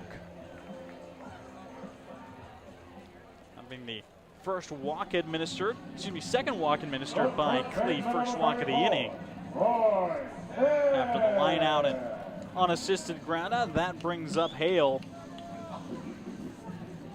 And we've talked about Royce a lot in the early goings, mostly because he has just been unconscious at the plate after his first week as a Swede. Now fastball runs up and in towards the 6'5" lefty.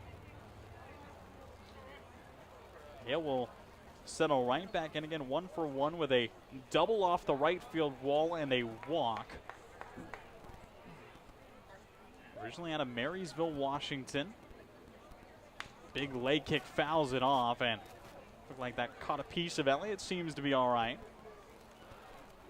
But again, Hale in his 6 games as a Sweet so far. Again, that just being his first week, batting .409 with 11 ribbies, 2 home runs, 2 doubles, and a triple. So 5 extra base hits in his first 6 games, including knocking in 11 runs. You look at Royce Hale slashing numbers, and for those of you who don't know, slashing is batting average, on base percentage, and slugging. On base percentage, .409, getting on base 53.6% of the time, and slugging .864, slugging nearly 900. And that's just because out of his 9 hits total, 2 doubles, a triple, 2 homers. Batting for power and consistency in the early goings of being a Sweet now, and a 2-2 count with 2 outs. Klee picks over towards first. T is back just fine on the head first slide. And still overcast skies here in Walla Walla. Just feels like a strange evening altogether. And still sitting in the mid-80s. The overcast skies. T takes off, and Hale's going to sky a ball out of play, out towards Slugger's concessions, past the first base side. Took a bounce out towards the merchandise stand, and the count remains 2-2. Again, Hale, the definition of a pull hitter as well, as we have seen some insane shifts versus Royce just in the first week of play. Saw Marion practically play without a left side of the field in last week's series versus the Sweets, and that was in Hale's debut. And saw 3 infielders on the right side and saw all outfielders nearly in right field. There's no shift out of the drifters. 2-2 pitch on its way again from Klee, low, fended off by Royce. And Hale is just such a dangerous bat, of course. Stands at 6'5", 230 pounds. Is also a good lefty bat to have in the lineup. Always can use that other side matchup.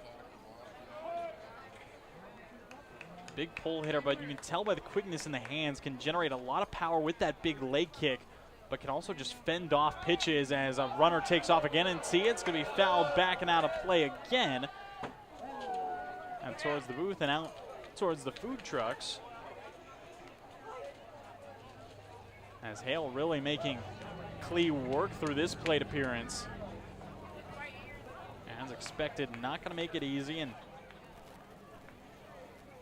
23 plate appearances so far. Hale has only struck out 3 times. Another pickoff over to first, and you can tell maybe Klee getting a little bit fatigued in this at-bat, trying to get Royce Hale out. And that's what makes it easier to make a mistake. You get tired as a pitcher in that bat, more chance you're just going to leave a pitch hanging, as Royce Hale almost got one that he could take over the right field fence. Again, that one out towards Martin Field. Again, just past the right side. And get down the first baseline, you have all the box seatings, then you have sluggers, and back beyond sluggers is Martin Field in the track. That's where that ball landed. As the at-bat continues between Klee and Hale. The righty kicks and fires and gets the changeup foul, tipped back into the glove of Elliott, and Klee will win the battle. The changeup falls into the glove for strike number 3, and that will strand one on base as we move on to the 6th inning. Still 1-1 here in Borleske Stadium. Play, stay, get away at Clearwater River Casino in Lewiston, Idaho. Owned and operated by the Nez Perce Tribe. Experience Namipu hospitality with 600 gaming machines, comfortable lodging, dining, and sports bar. Excitement is everywhere. The region's premier destination for events and entertainment. Win big with unforgettable concerts, comedy shows, and live sports action. Discover your next play, stay, get away. Visit crcasino.com and start your adventure today.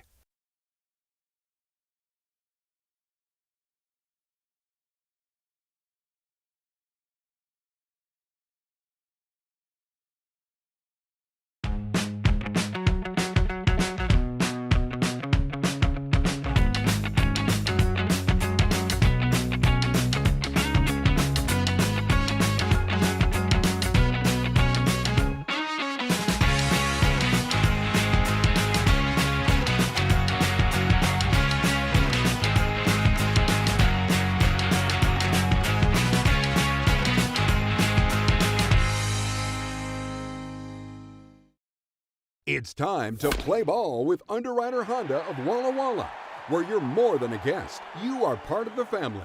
And here's an exclusive offer for all you Suites fans. Show us your Walla Walla Suites ticket at your next service visit and receive 10% off any regular price service performed. Formerly Walla Walla Valley Honda, same great automotive family. So Curtis Ellis back in the 6th inning for the Suites, and has stayed incredibly clean as the breaking ball drops in for a strike versus Mullins.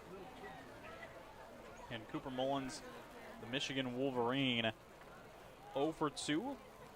Ground out comebacker to Ellis back in the first, then got on through an error, now strikes the ball well out towards center, but it's right at Sam Kane. Doesn't hardly have to move a foot out there in center for out number 1.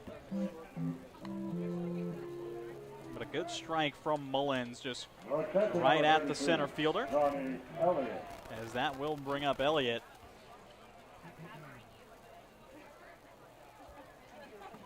Elliott having the 1 extra base hit for the Drifters on the evening. Now another breaking ball drops in from Ellis.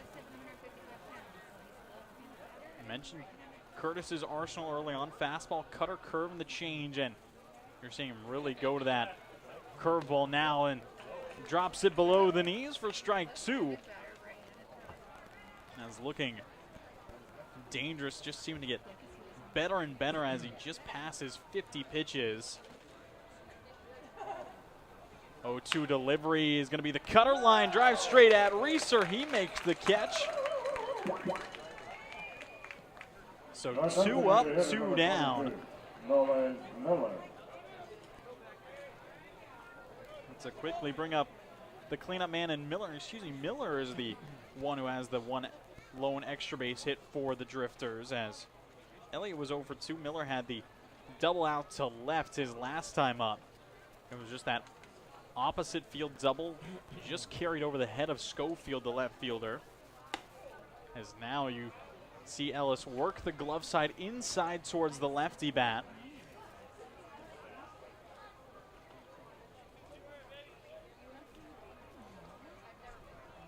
Ellis has only gone 6 innings 1 time this season. Breaking ball is going to be over towards T. Gloves it clean over to Hale, and now he's gone 6 innings for a 2nd time.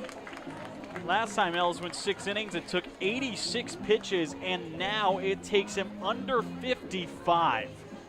What a showing from Curtis Ellis, as it remains knotted up at 1 heading into the bottom of 6.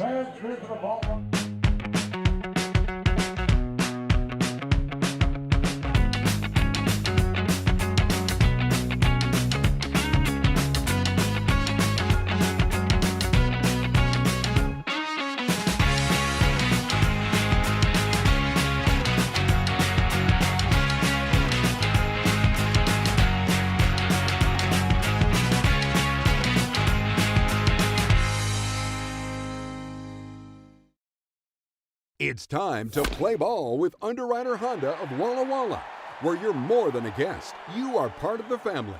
And here's an exclusive offer for all you Suites fans. Show us your Walla Walla Suites ticket at your next service visit and receive 10% off any regular price service performed.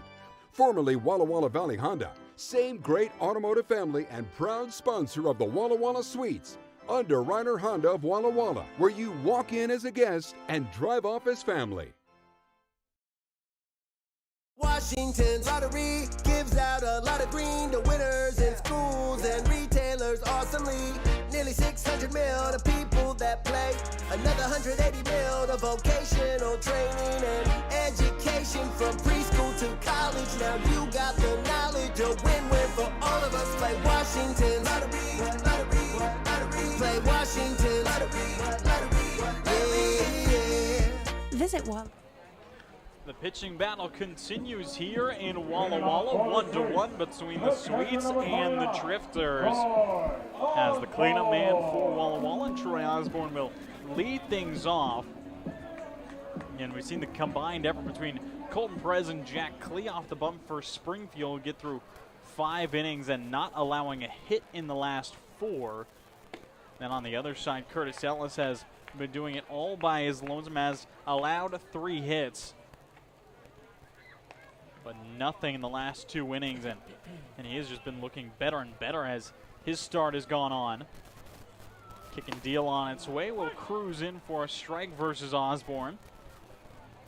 And Troy has struck 2 balls well out towards center field. Had a sac fly out to Gebhardt his first time up, then had the deep fly out to left center field with 2 runners on his last time up. It was just a grain, just a half second, whatever you want to call it, moment away from launching a 3-run homer to propel the Sweets into the lead. Now just trying to be a leadoff man for Walla Walla. Cuts this ball foul, just past his own dugout. Count evens up at 2s.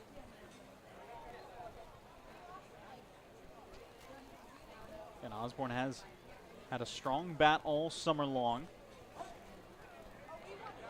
Still just a young guy out of the University of Portland. Finished up his redshirt freshman year. Now takes the breaking ball foul. Again, redshirted his first year of college with the Sacramento State Hornets. Didn't play back in 2025, and then of course joined up with the Pilots. Did get a little bit of time. 8 starts this past spring with Portland. Was able to tally 1 hit. Was a 2-run homer. A good way to make your introduction. That was back in March, and now lifts the ball back out towards center. Gebhardt trailing in again, and he'll make the grab, and Osborne put out all 3 times to Gebhardt in center.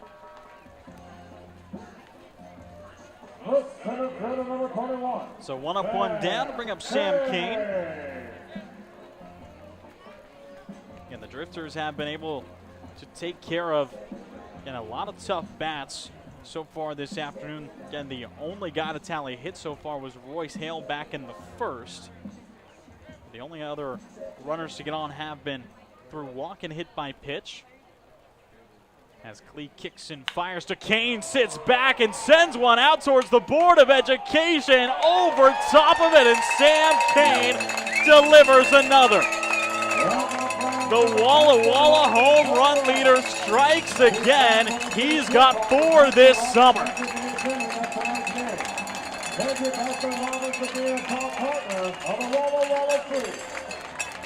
And he jumps the Sweets out into the lead here in the bottom of the 6th inning after no hits since the first. Sam Kane only needs 1 swing. 2-1 up, go Walla Walla here in Borleske. And that brings it on to Landon Young. As Kane kick-starts the offense. And Landon Young, the DH, looking to capitalize on the energy. First pitch swinging out of play and out in the bleachers of Section C, beyond the first base side.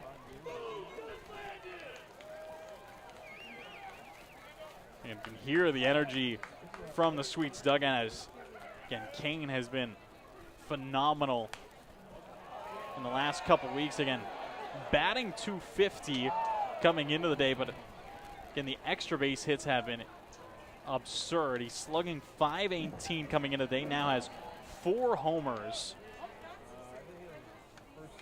Now he's got 3 home runs in his last 5 games.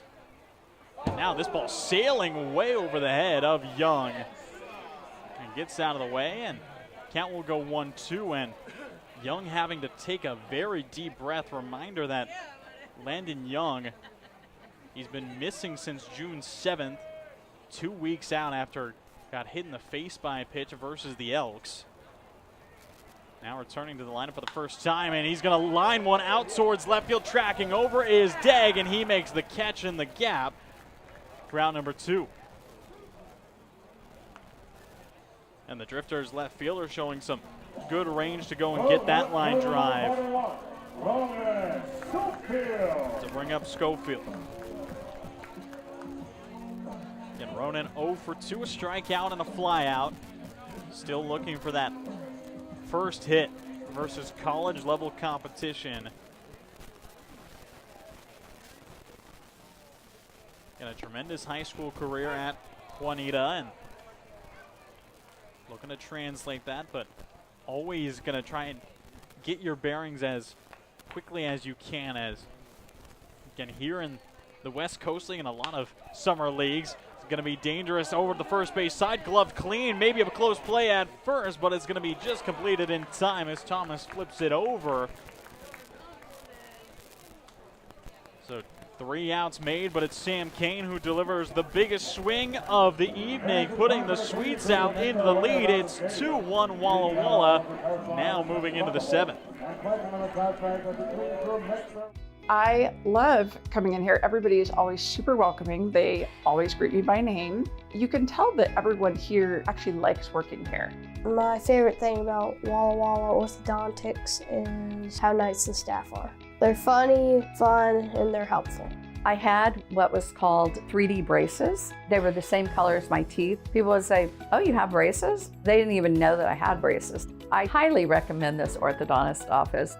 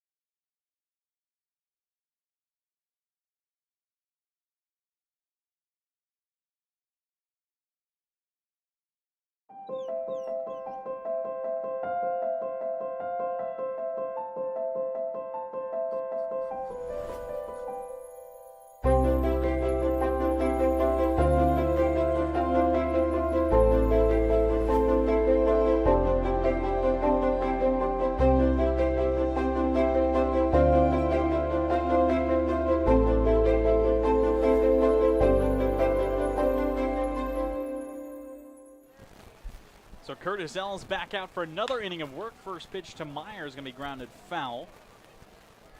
Again, Hunter Meyer 1 for 2, a single all the way back in the second. Struck out his last time up versus Curtis. And Ellis has just been the definition of cruising. 55 pitches as of right now. It took only 54 to get through 6 innings. The Drifters have not been able to place the bat against him. Have picked up 3 hits, 2 singles and a double, but nothing laced together too often. All 3 of those hits have been in different innings, and have got nothing going in the last 2. 0-2 pitch on the way, and good take from Meyer as he thought about it.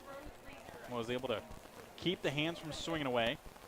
And this would be the first time this summer that Ellis has gone more than 6 innings. Did have 2 7-inning starts to close out another year at St. Francis, and another good miss low and away. Still see Meyer thinking about it. And just finished up his junior year with the Cougars out in Indiana. And ended the season with back-to-back 7-inning starts, allowing only 3 earned runs total. Now another breaking ball popped up shallow into left center, and it's going to be Reeser who's called off by a long run out of Sam Kane. And gets to take the cleats for a little trip on the dirt for out number 1. Again, the first time that Ellis has gone more than 6 believe that will be tallied a fly out as Sam Kane maybe helping the stats a little bit there for Meyer instead of a pop out. The short fly out to center looks a lot better on paper. Big swing and a miss out of Mana'afa Alferos. So Alferos looking to find some outfield grass. Popped out to Reeser's first time up, then laid down a sac bunt his last time. Now is going to send a hard line drive into right field, splitting the first and second baseman out to Nakamura. And that'll be the 4th hit. And the first base runner for the Drifters after 10 were straight retired. Well, coach, baseman number 11, Zach Story.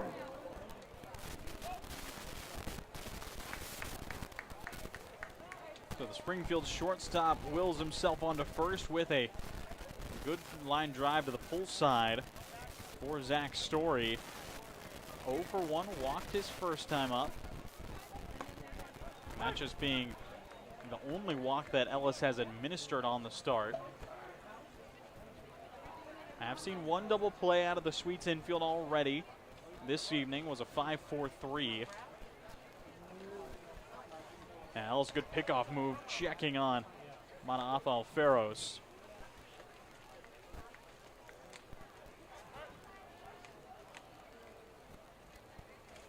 And Zach Story still a threatening bat himself as the pitch misses outside.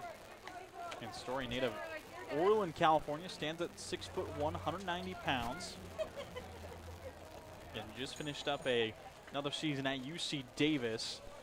This just being the 4th game he's played in, was late addition. Technically, the 6th game is pop up onto the right side. It's going to be Royce Hale who nearly has to make the catch on the base, and would have been an easy double play if Mana'afa Alferos was just a step off the bag, but it'll be out number 2 to bring up Gebhardt.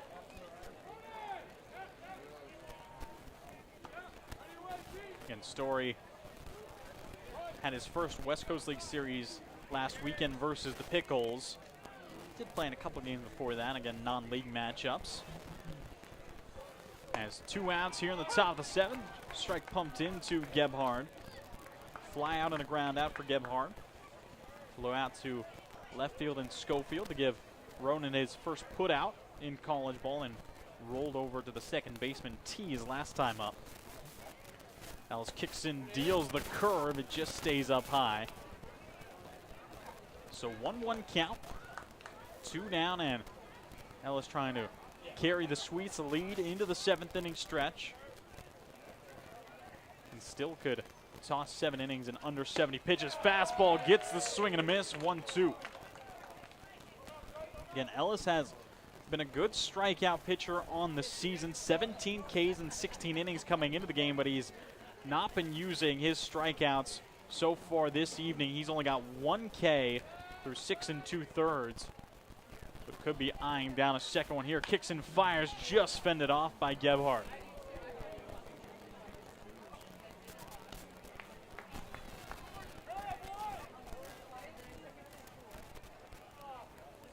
Again, Gebhardt, a bit of a journeyman, started off his career and spent 2025 with the University of Northern Colorado before joining the Nighthawks of Northwest Nazarene. The off-speed missing outside looked to be that cutter/slider. But Gebhardt started his career at Lane Community College in the NWAC, then went to Northern Colorado before stepping in with the Nighthawks. 2-2 pitch on its way from Ellis. Fastball lifted out towards center. Sam Kane taking a few steps back, puts the glove over the shoulder, and secures out number 3. Curtis Ellis threw 7 innings for the first time as a Sweet, only allowing 1 run and 4 hits. And he takes the Sweets 2-1 lead into the 7th inning stretch here at Borleske.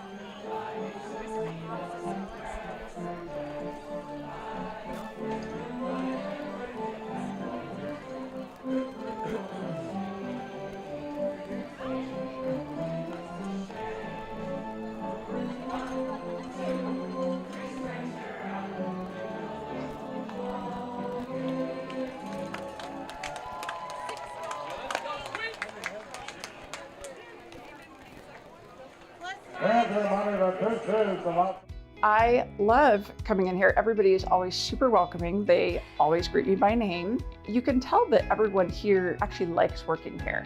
My favorite thing about Walla Walla Orthodontics is how nice the staff are. They're funny, fun, and they're helpful. I had what was called 3D braces. They were the same color as my teeth. People would say, "Oh, you have braces?" They didn't even know that I had braces. I highly recommend this orthodontist office.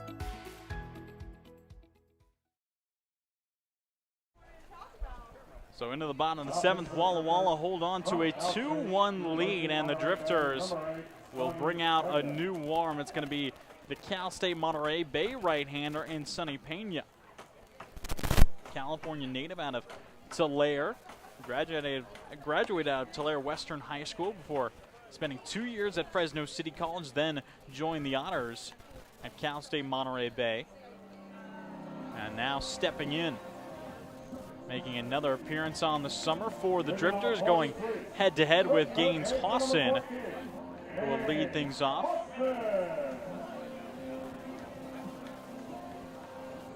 And Pena, this being his 5th appearance of the summer, 9 strikeouts across 8 1/3 innings pitched. Working out of the stretch, kicks and fires up and into Hawson, shaking Gaines off the plate just a little bit. And saw him get 2 innings versus Portland back on Sunday evening, allowed just 1 hit, no runs, struck out 2. 6.48 ERA across the season, but that really just being bloated by his first couple appearances. Again, made 4 appearances his first time out, threw 4 innings out of the bullpen versus Bend to open up, and that was the season opening series versus the Elks for the Drifters.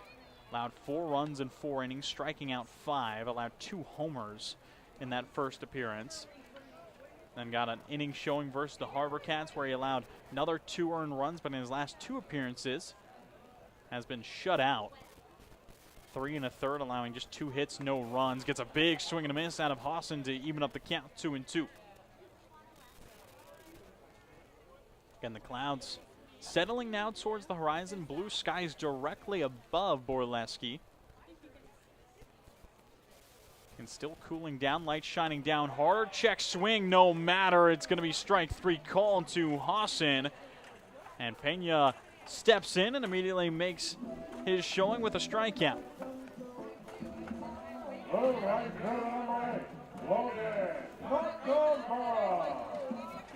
Again, despite the Sweets' 2-1 lead, the pitching staff for the Drifters has, of course, been very impressive. The Sweets only have those 2 runs on 2 hits, as those 2 hits were double back in the first and then a solo homer last inning from Sam Kane as Nakamura takes strike 1. And it has been a decent bit of free base runners administered through walks and just 1 hit by pitch. But Springfield have been able to keep it very clean. The offense, again, only being held on to by 1 run as Curtis Ellis has just been dominant on the bump from the other side. Now Nakamura trails 0-2 in the count versus Pena.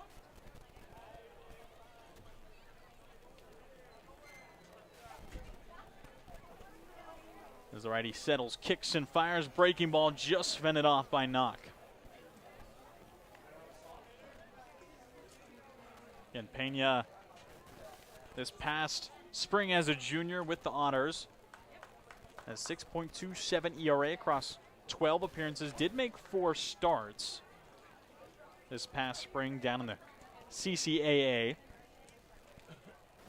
And had a lot of tough matchups as Cal State Monterey Bay, one of the top programs in all of Division II baseball. Swing and a miss from Nakamura. The throw down in time from Elliott.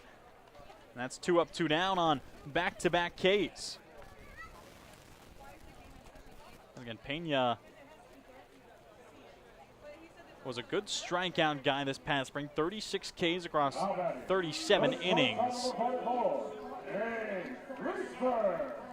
Did struggle with that control in those 37 innings. Did administer 28 walks, 7 hit by pitches. Has been a good swing and miss guy. And big swing and a miss out of Reeser. as did have the pleasure of actually seeing Pena play for one game this past spring, as had the pleasure of calling games down in Southern California for Cal State Dominguez Hills in Carson, California. And one game, the Otters came to Dominguez Hills, and Pena made a 6-inning start, was dominant showing from the right-hander, allowed just 1 run in 6 1/3 innings, striking out 9, and actually had the pleasure of calling that game between the Toros and the Otters. Always just seems to be a small world, as just misses at the knees to Reeser, as the left side of the infield was ready to come in for Springfield.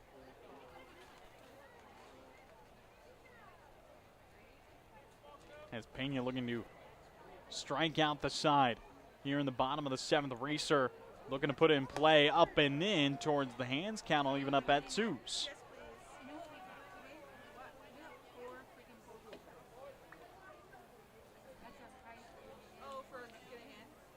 Pena stands at 6 foot, even 200 pounds, has a good bit of zip behind that fastball. Take a lot off it from the changeup now, drops one in, got Reeser looking, and he strikes out the side. 3 Ks to shut things down in the 7th, send us quickly on to the 8th. It remains a 2-1 ball game here in Walla Walla.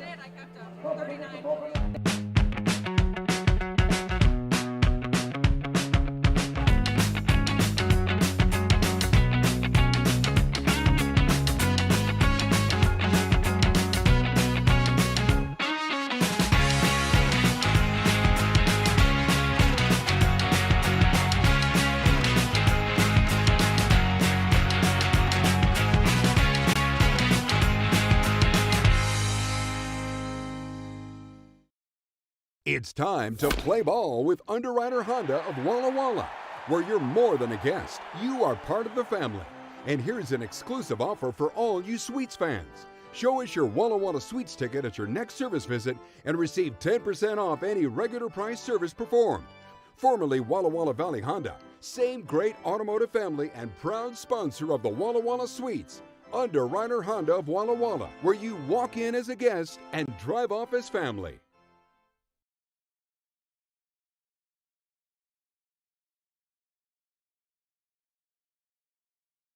Washington's lottery gives out a lot of green to winners in schools and retailers awesomely.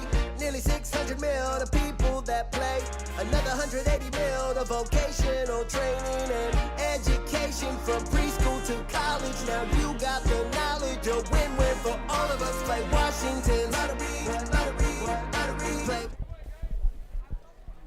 Sweets lead 2-1 in the top of the 8th as Curtis Ellis continues to deal for Walla Walla. 70 pitches in 7 innings, and first pitch misses way out and away to Zach Degg. Again, Degg, the only run to come across so far for the Drifters, had an infield single all the way back in the bottom of the 3rd, then stole second to put himself in scoring position and scored on an infield error. Now swings away at the changeup. Count evens up 1-1. I think Chris, this being one of the most efficient showings that he's had in his career, and doing it with his dad Philippe in attendance, waiting down at the Walla Walla bullpen, as again saw him last week in attendance all the way from Indiana, just to be able to support his son here in Walla Walla, and then extended his stay knowing that Curtis was going to start the series opener versus Springfield, and what a start he's been able to witness. As the count goes 2-2, Wynn kicking in a little bit harder, and looks like moving in from right center field in towards third base, and that is going to make it a little bit tougher for the lefties to try and put one out. A ground ball over towards Reeser. Quick speed. Reeser took too long to get rid of it, and it is another infield single for Degg. As Reeser took a pump while shuffling the feet, and that one extra shuffle and that one extra glove tap gave Degg enough room to will his way over to first. So another leadoff infield single for Zach Degg. Last time we saw that, he came around to score for the Drifters to tie up the ball game. Now a very similar situation in which he could do it again.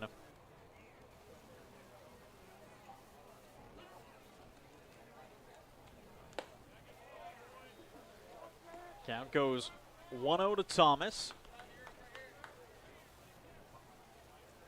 And the 6'4" first baseman for the Drifters, 0 for 3, has struggled getting under the ball. 2 flyouts to right and center, and then a pop-up. Now hard grounder over to Royce. Hale, he'll step on the bag himself, will not try a throw over to second, as Hale doing a good job staying ready at first. Reminder that this is Royce Hale's first appearance in the infield as a Sweet. Does it well. He is listed as utility, guys. We've seen him play over at first as a Red Hawk and get some time in the outfield, and of course just has been a dangerous DH. But Degg moves into scoring position, and with his speed, he's going to be likely able to score on a single. Pitch on its way to Mullins. He ropes it out in towards right, and crashing in is Nakamura. He gets it in quick, and Degg will not be able to score on this knock from Mullins, but it's 2 hits in the inning. First multi-hit inning for the Drifters, and really for either team in this game, as that will bring in Johnny Elliott.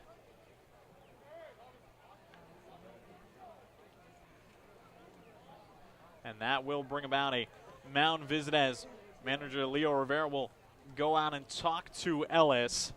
Don't believe we are going to see a change for Curtis just yet, as again has stayed so clean so far. 78 pitches through 7 1/3. As there is a Sweet getting ready in the bullpen, and looks like that is Alex Cohen, the Sacramento State Hornet, getting ready in the pen, who will relieve Ellis when the time comes. But Curtis trying to get through 8 for the first time in his college career, at least as a 4-year student, and previously was at Kalamazoo Valley Community College out in Indiana before his time with St. Francis. Kicks and deals, is going to be grounded sharply out of foul territory, and one pitcher down there by the third baseline, keeping Alex Cohen safe.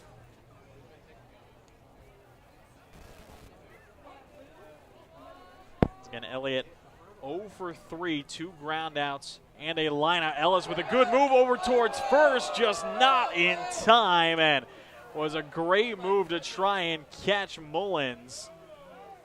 But the field umpire, Michael Gray, saying that he just didn't quite get there. The head first slide in time from the former All-Star. Now another pickoff move. This one might have gone him. No! Another borderline pickoff move, as Ellis, with a quick turn of that right foot, caught Mullins off balance both times, but just able to get there as fouled straight back. The remain 0-2 count, as Ellis was trying to will that second out himself with the pickoff move. And now with an 0-2 count, still trying to focus down on the batter. Again, Johnny Elliott, another dangerous Division I swing. 0-2 pitch is a bender that's down the third base line, and it just turns foul around the bag. Count remaining 0-2. As Elliott trying to drag out this at-bat for as long as he can, force an off pitch out of Ellis, who is no doubt having to get fatigued at this moment. Again, Curtis, the longest appearance he's got on the season was 86 pitches, still hasn't broken that margin. Kicks and fires another foul ball turn to the pull side by Elliott.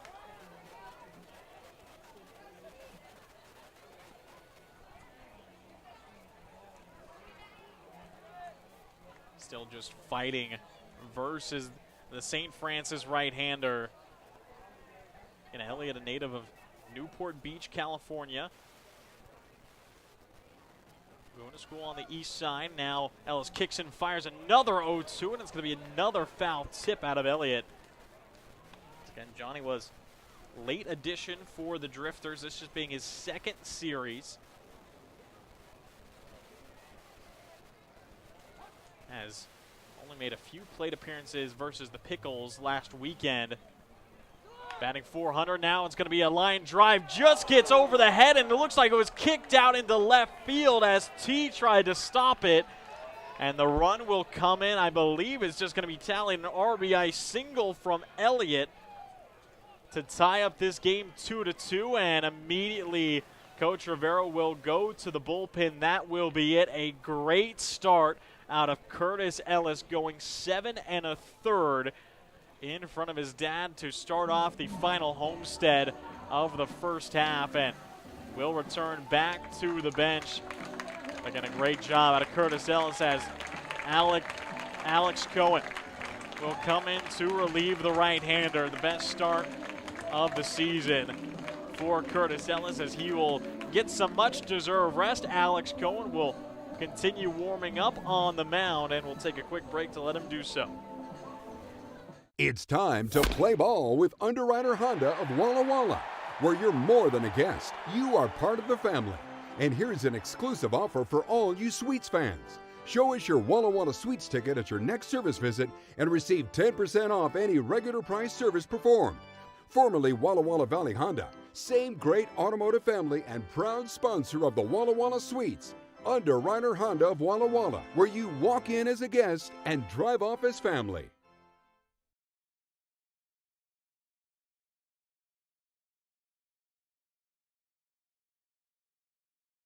Washington homeowners are saving thousands of dollars on their energy bill by upgrading their home. And the best part is, CNGC is giving back even more money when you switch to a more efficient alternative.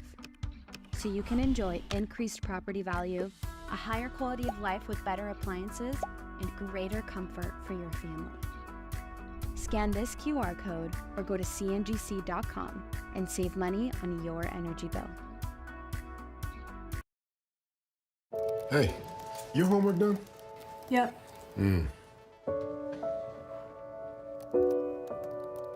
Hey, is your homework done? This kinda is homework.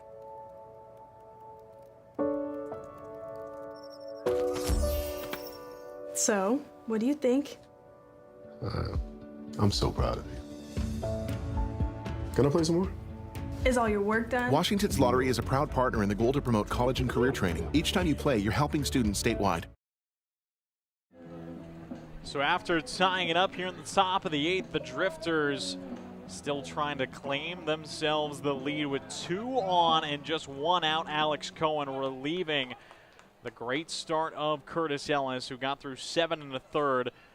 Now the Sac State Hornet comes in for his 3rd appearance of the summer, just misses the first pitch outside. Again, Cohen, a late addition alongside his younger brother, made his first appearance back on the Canadian road trip versus Kamloops through 1 shutout inning, allowed 1 hit, no runs. Then saw him more recently back on Friday night versus the Raptors. Spun 2 1/3, allowed 2 earned runs in that time. Now we'll get a called strike to the designated hitter and Nolan Miller. Always fun to see a pair of siblings on the roster. And again, Andrew Cohen, we've seen right from the get-go of this 2026 summer.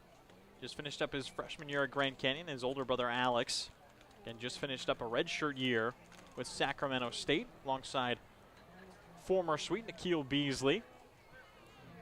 Pitch on its way from Cohen. It's going to be off the glove of Osborne, and on that pass ball, both runners will advance and now sit in scoring position. That being a big mistake, as it looks like there was some miscommunication between Cohen and Osborne on what the pitch was, and it just stayed outside to the left. He skipped off the top of the glove of Troy Osborne. So a 2-1 count, 2 outs, and the go-ahead run now just 90 feet away. And Nolan Miller can bring him in with a sac fly.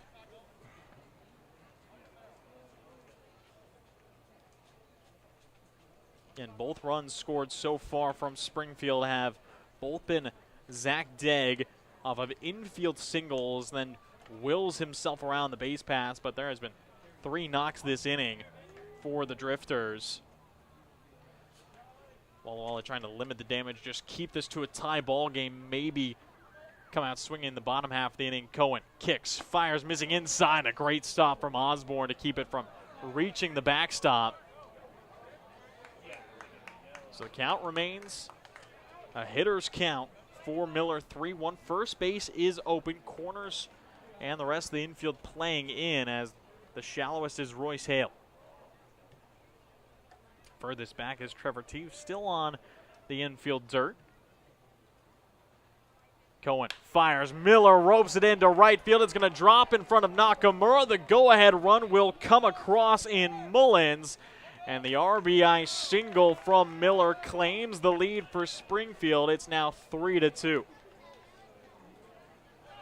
So just timely hitting from the Drifters. Offense again had 4 knocks coming into this inning and now have 4 singles in this inning alone.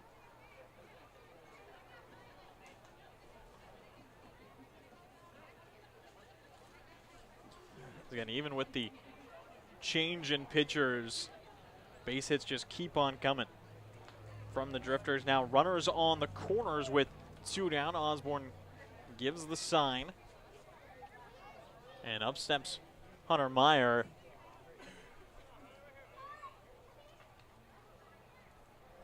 .6'2", 185, showing bunt, places it down on the squeeze. Cohen can't take the play. The plate has to go to first, and it's going to be an RBI bunt from Hunter Meyer as the Drifters playing small ball to bring the 4th run across and extend the lead to 2. And a good call out of the head coach and Jeff Lyle for the Drifters to just make sure he turns in that other runner 90 feet away. 3 across in the inning for Springfield. The Sweets still struggling to put a cap on this inning as a good move from Cohen and a dot of a throw, and it's going to be a balk deemed on Cohen, and that will allow Miller to take 3rd for free. As it looked like a great move, and field umpire Michael Gray saying it looked too clean, and again an unnatural motion deeming the balk, and head coach Leo Rivera just getting some clarification, but not too much disagreement out of the Sweets manager. And the Sweets in complete control heading into this inning. But the Drifters have just been able to find consistent pokes, consistent hits, and put guys on base. Now Melosi, Mataafa, Alferos trying to continue the run, could knock in a 5th for the Drifters. 1-0 count versus Cohen. Right, he kicks and fires, gets the swing and a miss.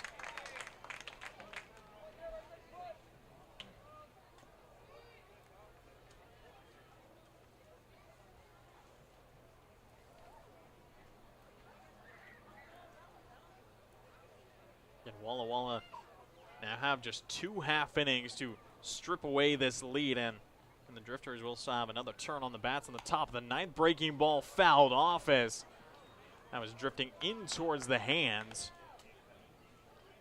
But somehow Mataafa Alfaro still got a piece of wood on it. So count 1-2, 2 outs. And another Drifter just 90 feet away.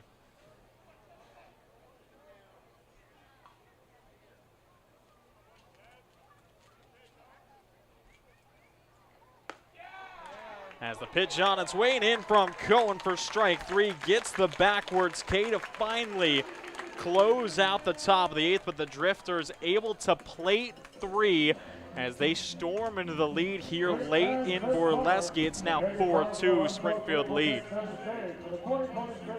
Whatever your printing needs, Abbott's Printing does it all. Signs and banners, rich, full-colored, high-quality commercial and digital printing, direct mailings, full-color business cards, and postcards. If you want a printing job done right, then Abbott's Printing is the place to be. Abbott's Printing provides award-winning quality and outstanding customer service. Visit abbottsprinting.com to view their selection or call 453-8202. That's 453-8202. Abbott's Printing, where the excellence is on paper. Holiday Inn Express Walla Walla is proud to be the official hotel of the Walla Walla Suite. Our guests are sure to get a great night's sleep in one of our recently remodeled rooms, and our 24-hour pool and spa are perfect for round-the-clock relaxation. Each night at Holiday Inn Express Walla Walla is followed by a complimentary breakfast included with every stay. At Holiday Inn Express Walla Walla, you can catch some Z's while the suites catch some W's. Wins, that is.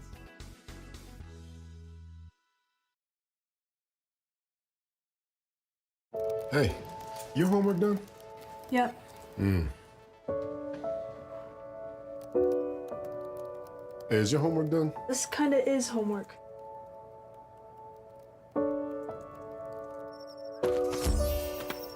So, what do you think? I'm so proud of you. Can I play some more?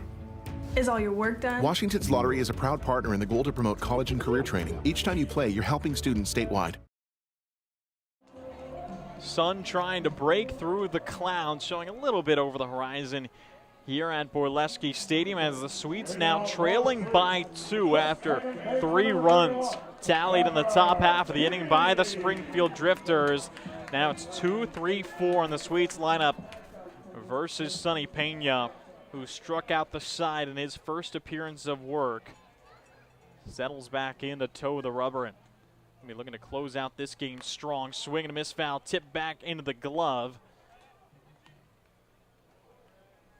As again, seeing an interesting set of pitchers used by the Drifters as, of course, Colton Perez starting, then Jack Klee coming in, followed by Sonny Pena. All 3 of those guys have been starters and relievers.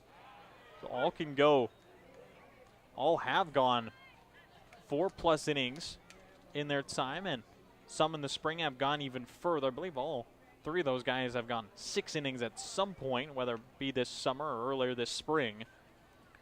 So all have a good bit of stamina to fire pitches away as, again, Perez got 3 innings, Klee got 3 innings, and Pena trying to go the last 3.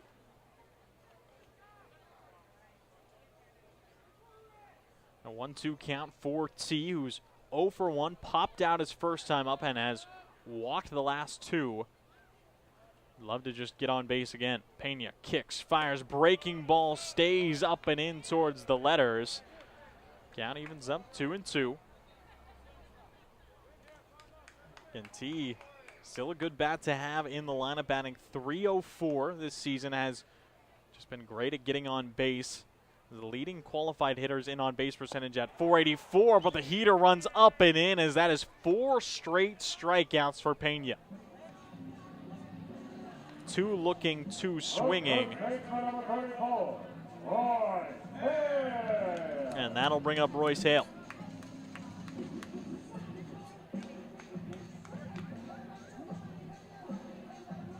Again, Hale struck out his last time up versus Jack Klee and had a double and a walk versus the starter Perez. Struck out versus Klee, now getting his first look versus Pena, and takes a strike on the breaking ball at the knees, and good first pitch from Pena to get ahead in the count.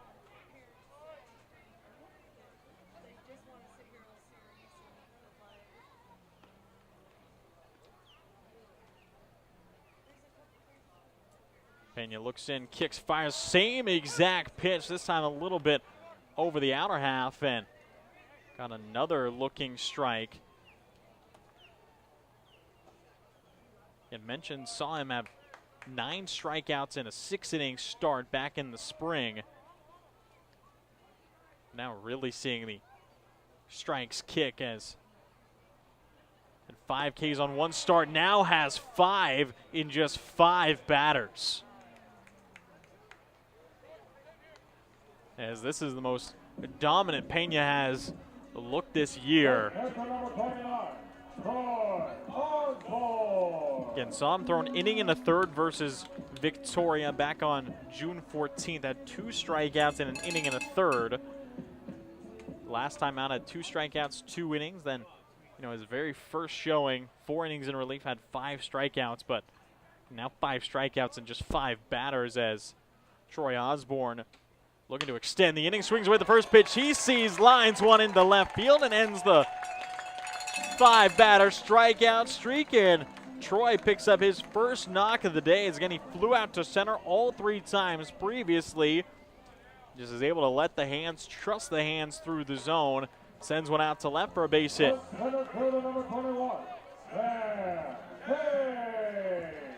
And a reminder, that just being the 3rd hit of the game for Walla Walla.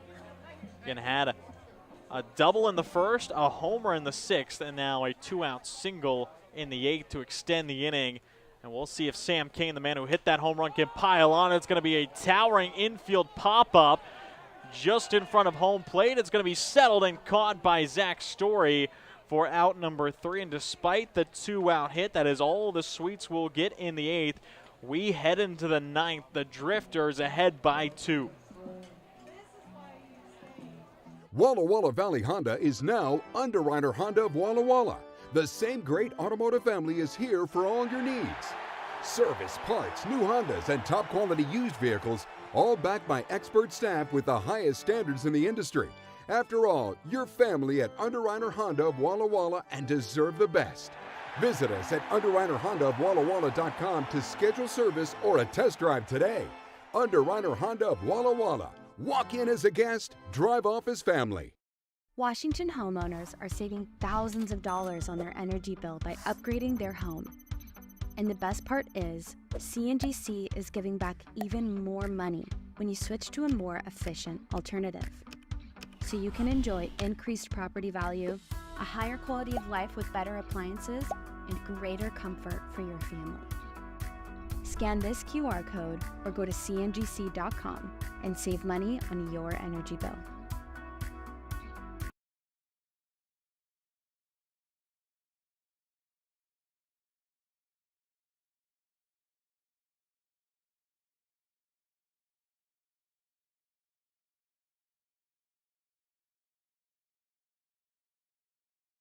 Washington's lottery gives out a lot of green to winners in schools and retailers awesomely. Nearly 600 mil to people that play.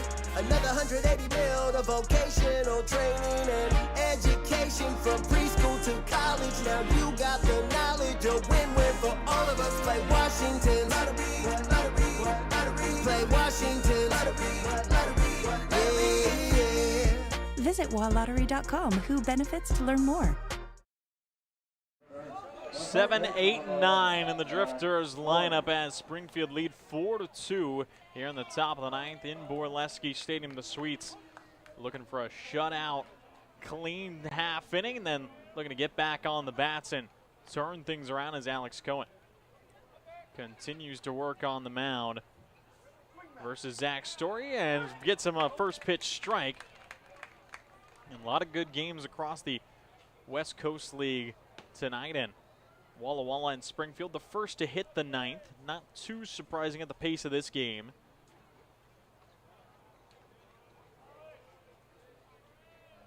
As Cohen looks in again versus Story, who's 0 for 2 with a walk. Another breaking ball, this time just misses below the knees. Wenatchee trying to hold on to their first place spot in the North, up 6-3 over Yakima Valley in the Orchard. Bend leading the number 1 Ridgefield Raptors 5-2. Trying to give the Sweets or the Pippins a late bit of life in the first half. Kelowna leading Kamloops in a 5-0 shutout in the bottom of the 6th. Cohen kicks. It's going to be a grounder over towards Reeser and skips over his glove and out into left field. And that being a tough error to put the first runner aboard, as that is the second error we've seen from Walla Walla on the evening, as Reeser just kind of let that one hop right over his glove, as thought it was going to be an easy out. Instead, now Story sits on first for the second time today. And we've seen an error on both middle infielders for the Sweets, as Alex Cohen will have to bear right back down. Kicks and fires, misses upstairs. I'm going to mention, again, Kelowna shutting out Kamloops 5-0. Victoria leading Nanaimo 4-1. Portland with a 5-2 victory over the Marion Berries in a South Divisional matchup. Bellingham leading 11-0 over the Port Angeles Lefties, as, again, both Bellingham and Wenatchee leading over their opponents, both trying to secure the first place spot in the North Division. As Cohen kicks, fires again, missing high to Gebhard. Gebhard 0 for 3, 2 flyouts and a ground out. And of course, waiting on deck is Zach Degg. Was the first 2 runs to come across his score for the Drifters, as would love to get on again. 2-0 count. Cohen versus the center fielder. Alex kicks, fires another breaking ball, gets a swing and a miss. Again, Bend playing in their home stadium, up 5-2 over the Raptors. That being a huge game for the Elks. Again, Ridgefield are 2 wins away from securing a first half victory in the South Division, and Walla Walla would love a chance to try and rip it away. They need big games out of both Bend and Springfield this week. Another breaking ball put over towards Reeser, gets it over towards T, tries to spin over to first, not in time. A good stretch from Hale over at first, and maybe too much of a stretch, as feeling a little bit of discomfort in the legs. But the fielder's choice picked up, takes out the lead runner in Story, and puts Gebhard on first.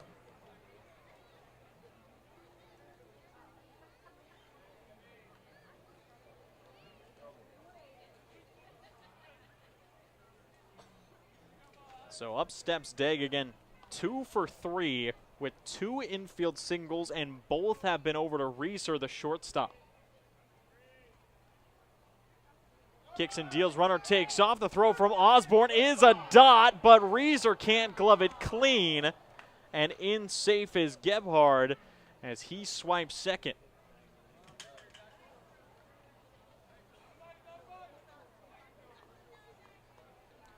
So puts another run into scoring position for the Drifters, and Gebhard swiping his 15th stolen base of the season.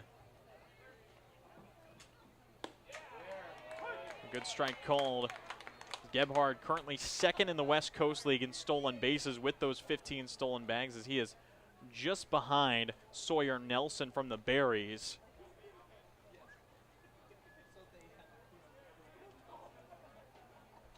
So 0-2 count versus Degg. He's going to be looking to just put something in play on the ground and leg it out. Cohen misses down low and away. And now a back pick attempt out of Osborne, as saw a little bit of an extra jump out of Gebhard, and Troy didn't like it, tried to back pick him. Gebhard back in time.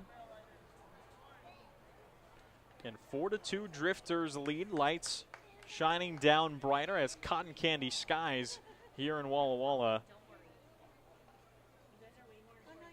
Slight breeze in the air in from center field. Cohen kicks, fires, going to be put in play to the right side now. T's got to transfer it clean. He does, and Degg is retired for the first time on the ground, and that being the second time he's gotten out today. He will likely finish the evening 2 for 4 with his 2 infield singles, but the runner moves over, and Gebhard over towards third as Evan Thomas steps in.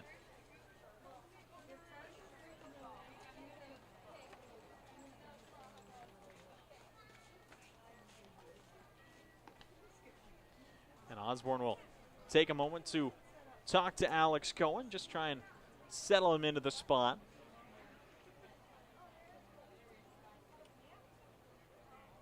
Again, it does look like there is a couple arms staying somewhat loose for the Sweets down in the bullpen, as just in case anything goes very much awry here in the top of the ninth. But with 2 down, Cohen still young into the appearance, trying to pick up that third out. Kicks and fires, and the looping breaker called strike to Thomas. And Thomas 0 for 4. And mentioned he's been struggling getting under the ball. 2 flyouts, a pop-up. Did have a sharp ground out to the first baseman, Hale, his last time up. Looking to just try and stay on top of it again. Outside corner spotted beautifully by Cohen, up 0-2.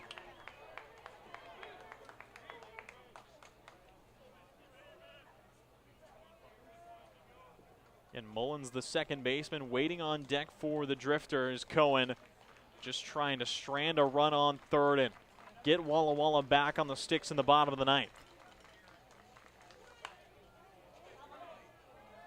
Fouled back and out of play as count will remain 0-2 to Thomas, as are seeing some teasing from Gebhard off of third, is just taking some big jumps, looking straight at the right-hander.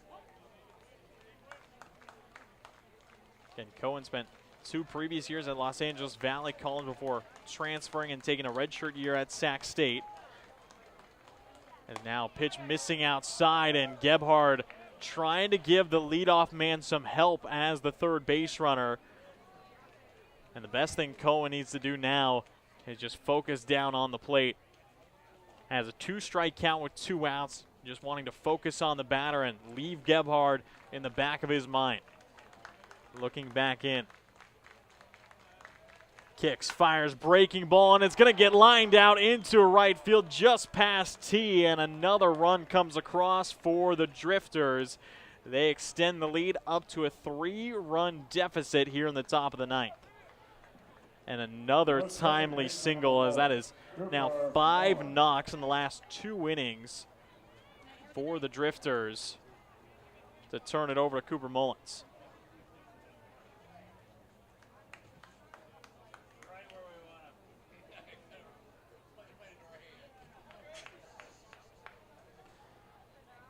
Again, that run coming in, stemming from the early error, as this pitch will come across for strike 1. A reminder, this inning started off with an error that got Zach's storyboard. Then Gebhard was able to get on through a fielder's choice, allowed the put out on that error, and then willed his way up to second with a stolen base, advanced on a ground out, and then scored on the single. Good breaking ball out of Cohen, gets the swing and a miss out of Mullins. And the 4-year Drifter was a part of the 4-hit inning last inning. Came around to score, and that was 1 hit on the day. So 1 for 4 with that single and an RBI earlier back in the third. Now an 0-2 count versus Cohen. Kick and deal, runner takes off, and the breaking ball will drift in for strike number 3, and Mullins set down looking. It's the second strikeout for Alex Cohen to close out the top of the ninth, but another run comes across for Springfield. Walla Walla need 3 in the bottom of the ninth to keep the series opener alive. Walla Walla Valley Honda is now Underwriter Honda of Walla Walla. The same great automotive family is here for all your needs. Service, parts, new Hondas, and top quality used vehicles, all backed by expert staff with the highest standards in the industry. After all, you're family at Underwriter Honda of Walla Walla and deserve the best. Visit us at UnderwriterHondaofWallaWalla.com to schedule service or a test drive today. Underwriter Honda of Walla Walla. Walk in as a guest, drive off as family.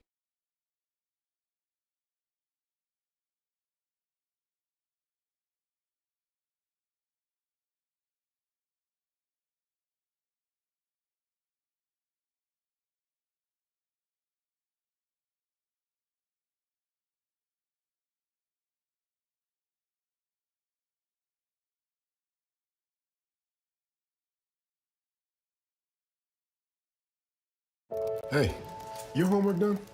Yep.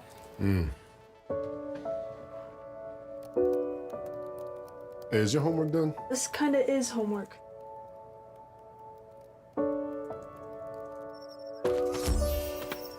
So, what do you think?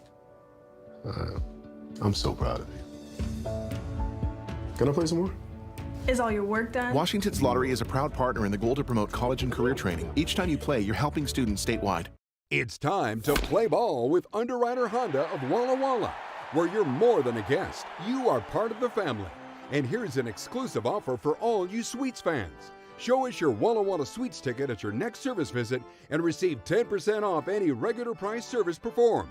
Formerly Walla Walla Valley Honda, same great automotive family and proud sponsor of the Walla Walla Sweets. Underwriter Honda of Walla Walla, where you walk in as a guest and drive off as family. into the bottom of the ninth here in Borleske. It's the Drifters who have themselves a 5-2 lead, and they will turn to their closer, Michael Klein. The right-hander out of Rogers State University just finished up his junior year with the Hillcats, had a 3.82 ERA, 4 saves, and now making his 11th appearance of the season with the Drifters. He's already got 3 saves, currently tied for 4th in the West Coast League in saves, and he's got himself a 0.55 ERA with 23 strikeouts across 16 innings. The southpaw kicks and deals to the designated hitter, and Landon Young gets a swing and a miss early. But it looks like head coach Jeff Lyle for Springfield really wanting to pick up this series opening W.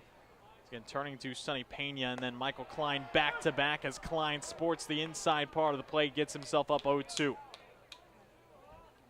Again, made 2 appearances versus the Portland Pickles last weekend, tossed 3 innings, only allowed 1 hit. Kicks and fires the 0-2, gets the swing and a miss, foul, tips straight back into the glove, 3 pitches and a strikeout to set down Young.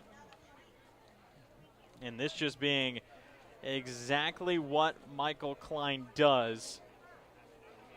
Huge strikeout guy, and in this past spring, made 27 strikeouts across 35 innings, as Ronan Schofield will remain in the dugout as Bo Stinson will come into pinch hit for the incoming Cougar. So Stinson will try and take advantage versus the Fresno southpaw in Klein. Again, Stinson, the Lewis Clark State Warrior, making his 10th game of the season. Bo batting .200 in those 10 games. He's knocked in 2 doubles and 3 runs. First pitch missing from Klein. Stinson gets himself up in the count. And Klein sends it 6 foot even, 220 pounds. Back through his windup, kicks, fires, misses in towards the back heel, 2-0 count. And Klein, Fresno, California native. Spent his first 2 years at Fresno City College before transferring and moving his way all the way to Oklahoma, where the Rogers State Hillcats play. Immediately made an impact. NCAA Division II. 19 appearances, had a 3-2 record with 4 saves. Again, 3.82 ERA in his first season in the NCAA. 27 strikeouts. Kicks and fires. Will Cruz in a strike to Stinson, as Bo had no intention of letting the bat go at any point.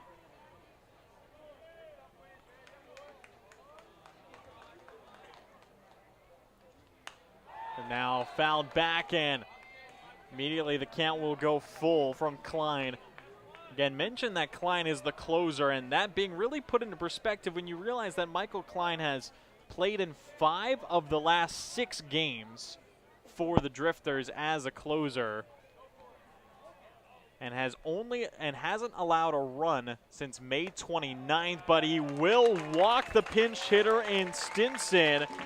And Bo steps in and does a job, puts himself on first, and Bo is a guy that has a good bit of speed, as well as we'll see another pinch hitter. This will be in place of Gaines Hawson. It's going to be Austin Owens who steps in.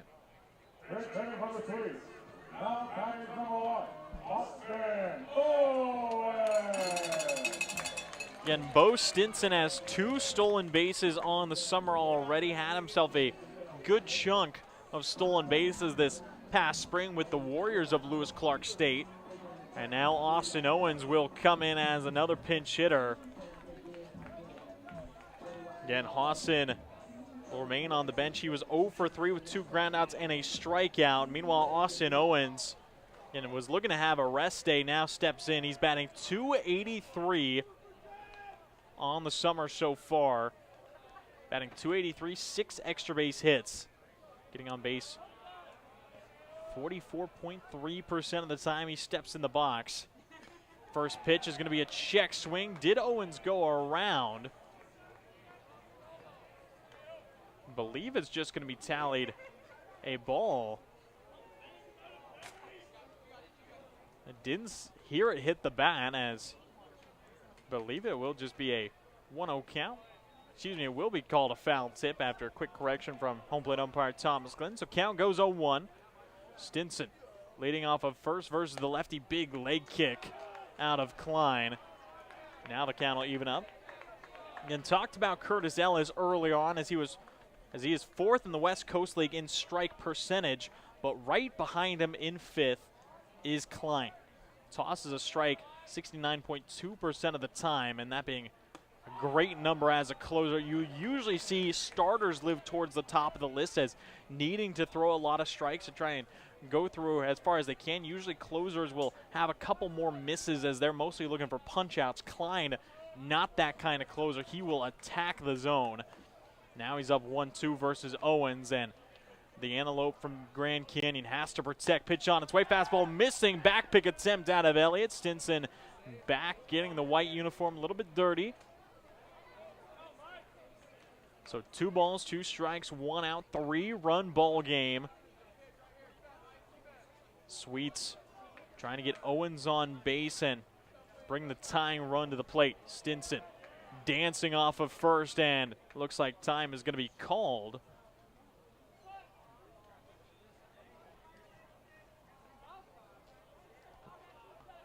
Believe that was Austin Owens who called time. A little confused. His play was stopped. Now will resume. And Wynn kicking in from center. Klein comes set. Kicks, fires away, missing inside towards Owens, and the count goes full. Again, Klein struck out the leadoff man, Landon Young, on 3 straight pitches, then walked Stinson, and now Owens making Klein fight here.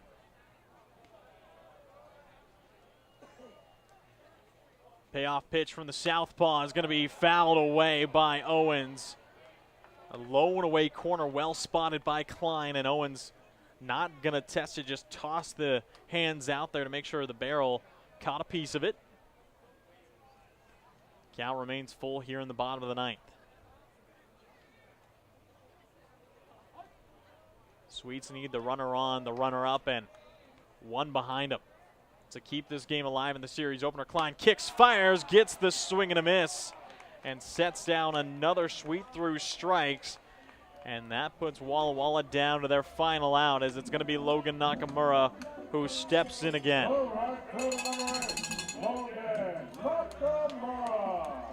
As Knock 0 for 3, fly out, a line out, and a strikeout. As he struck out last versus Pena. And now first pitch he sees, he lines hard out into left field. Degg is back, he'll make the catch, backpedaling into left field for out number 3. And the Drifters will claim themselves the series opener here in Walla Walla.